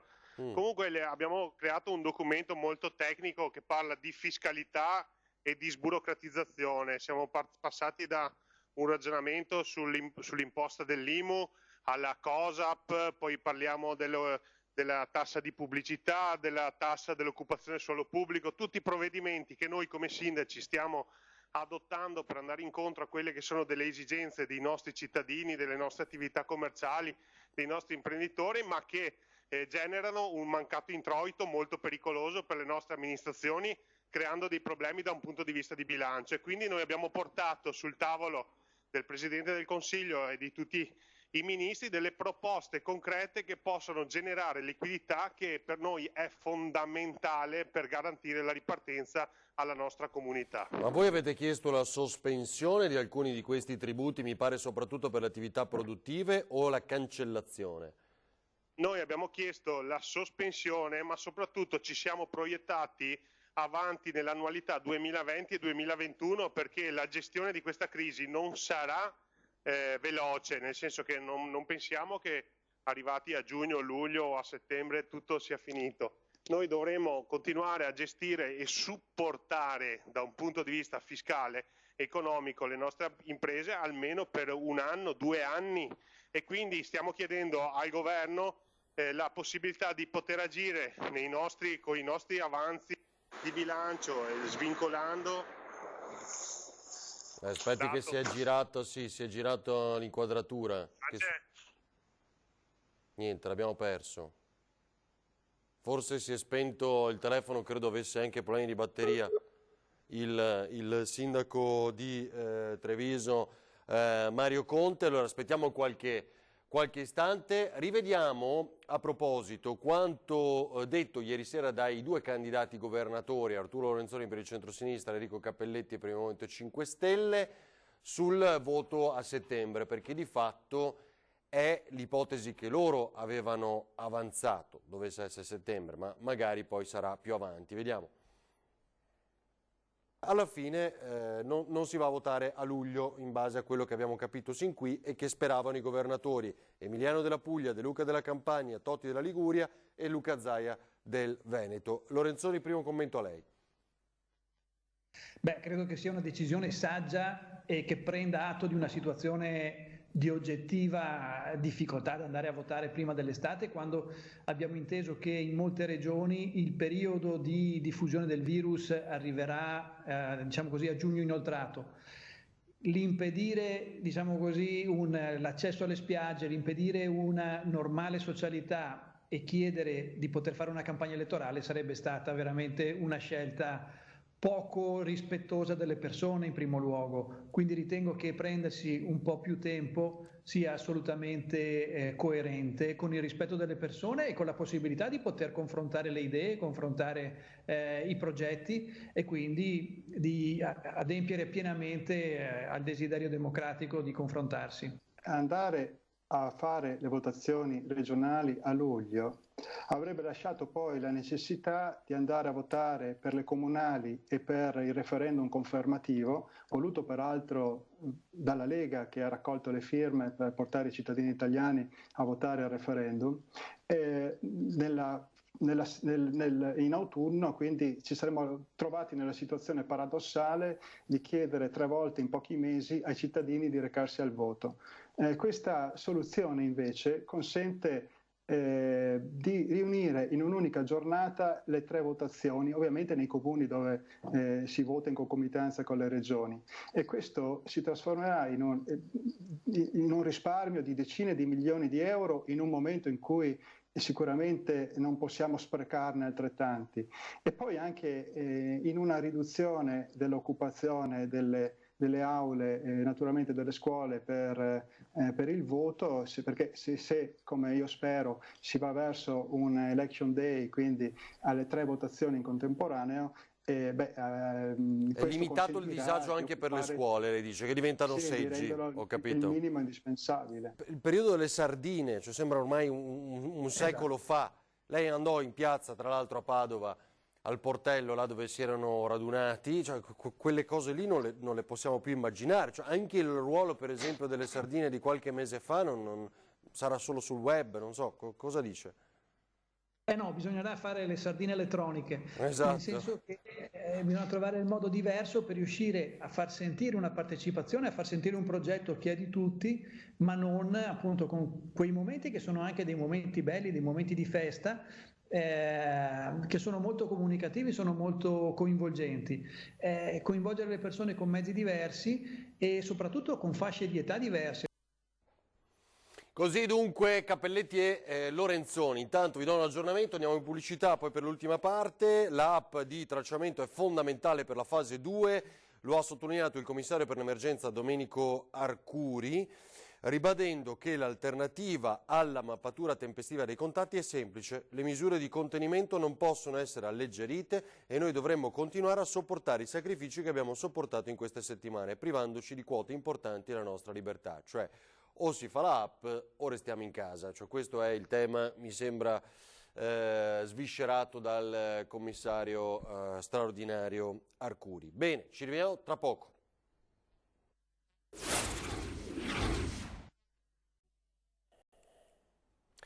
Alle 14:17 siamo riusciti a metterci in contatto con il sindaco di Vo, Giuliano Martini, che ringraziamo. Grazie sindaco, buongiorno e ben trovato. Buongiorno a voi.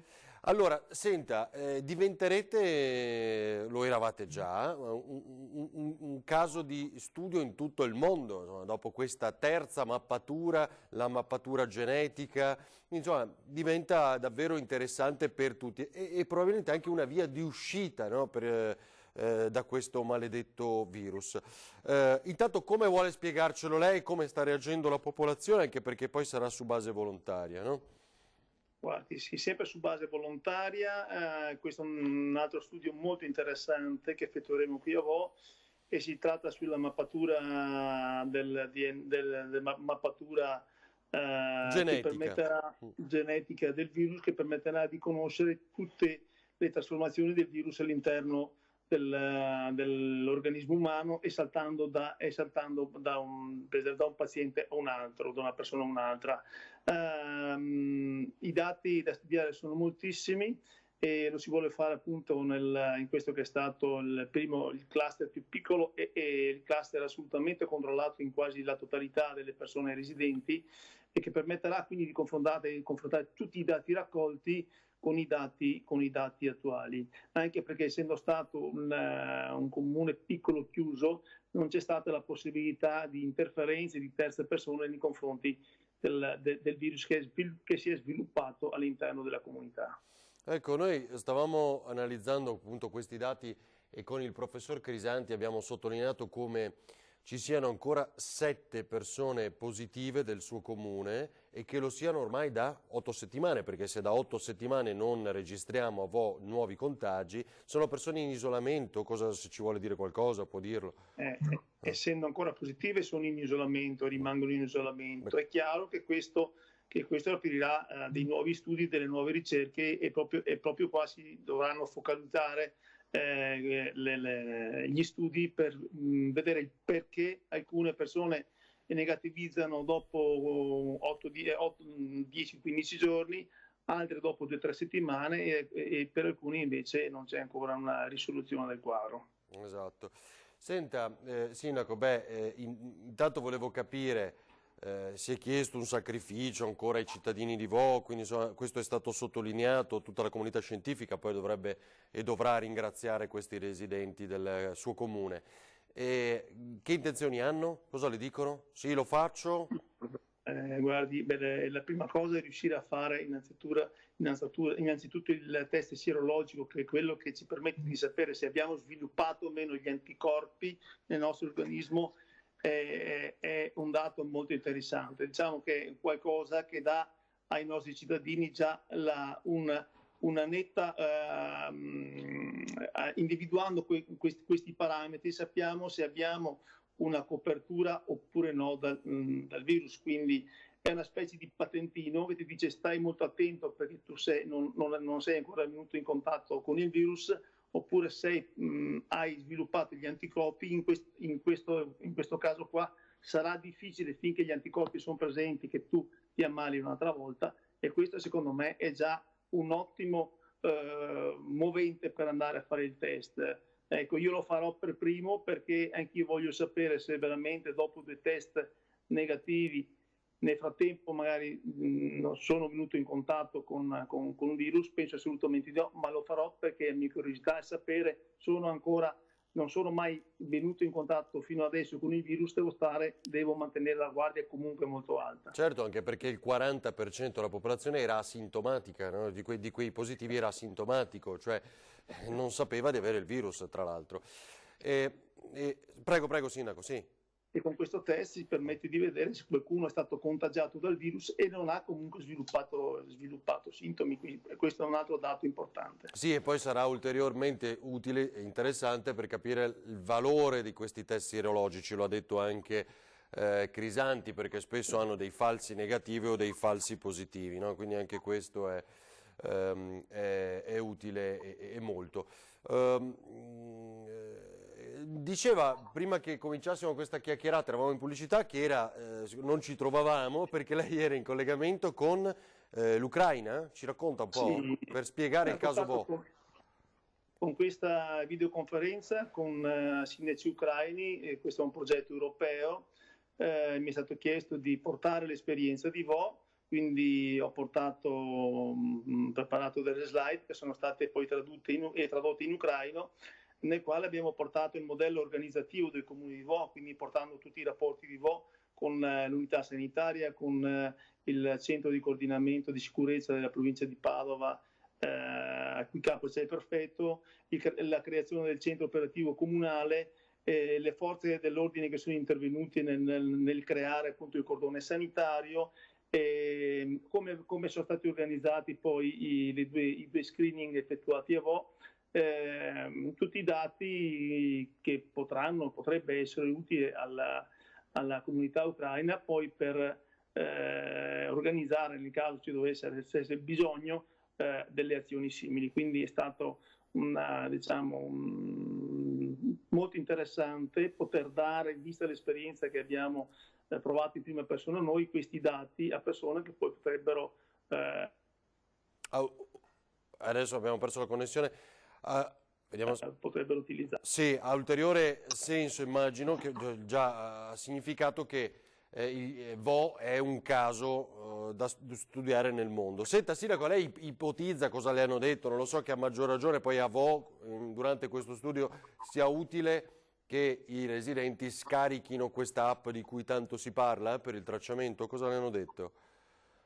No, di questo non abbiamo parlato, loro erano interessati più all'aspetto organizzativo da mettere... No, ma non dei sindaci ucraini, dico dello studio Crisanti, dello studio dell'Università di Padova, le hanno detto che a maggior ragione dovrebbero avere l'app i cittadini?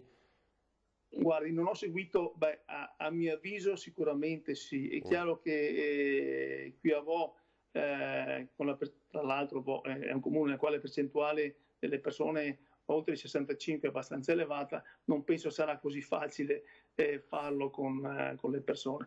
E immagino che invece nei centri più attivi, o meglio nelle città in cui c'è una densità operativa, una densità abitativa molto più elevata, questo sia uno strumento indispensabile.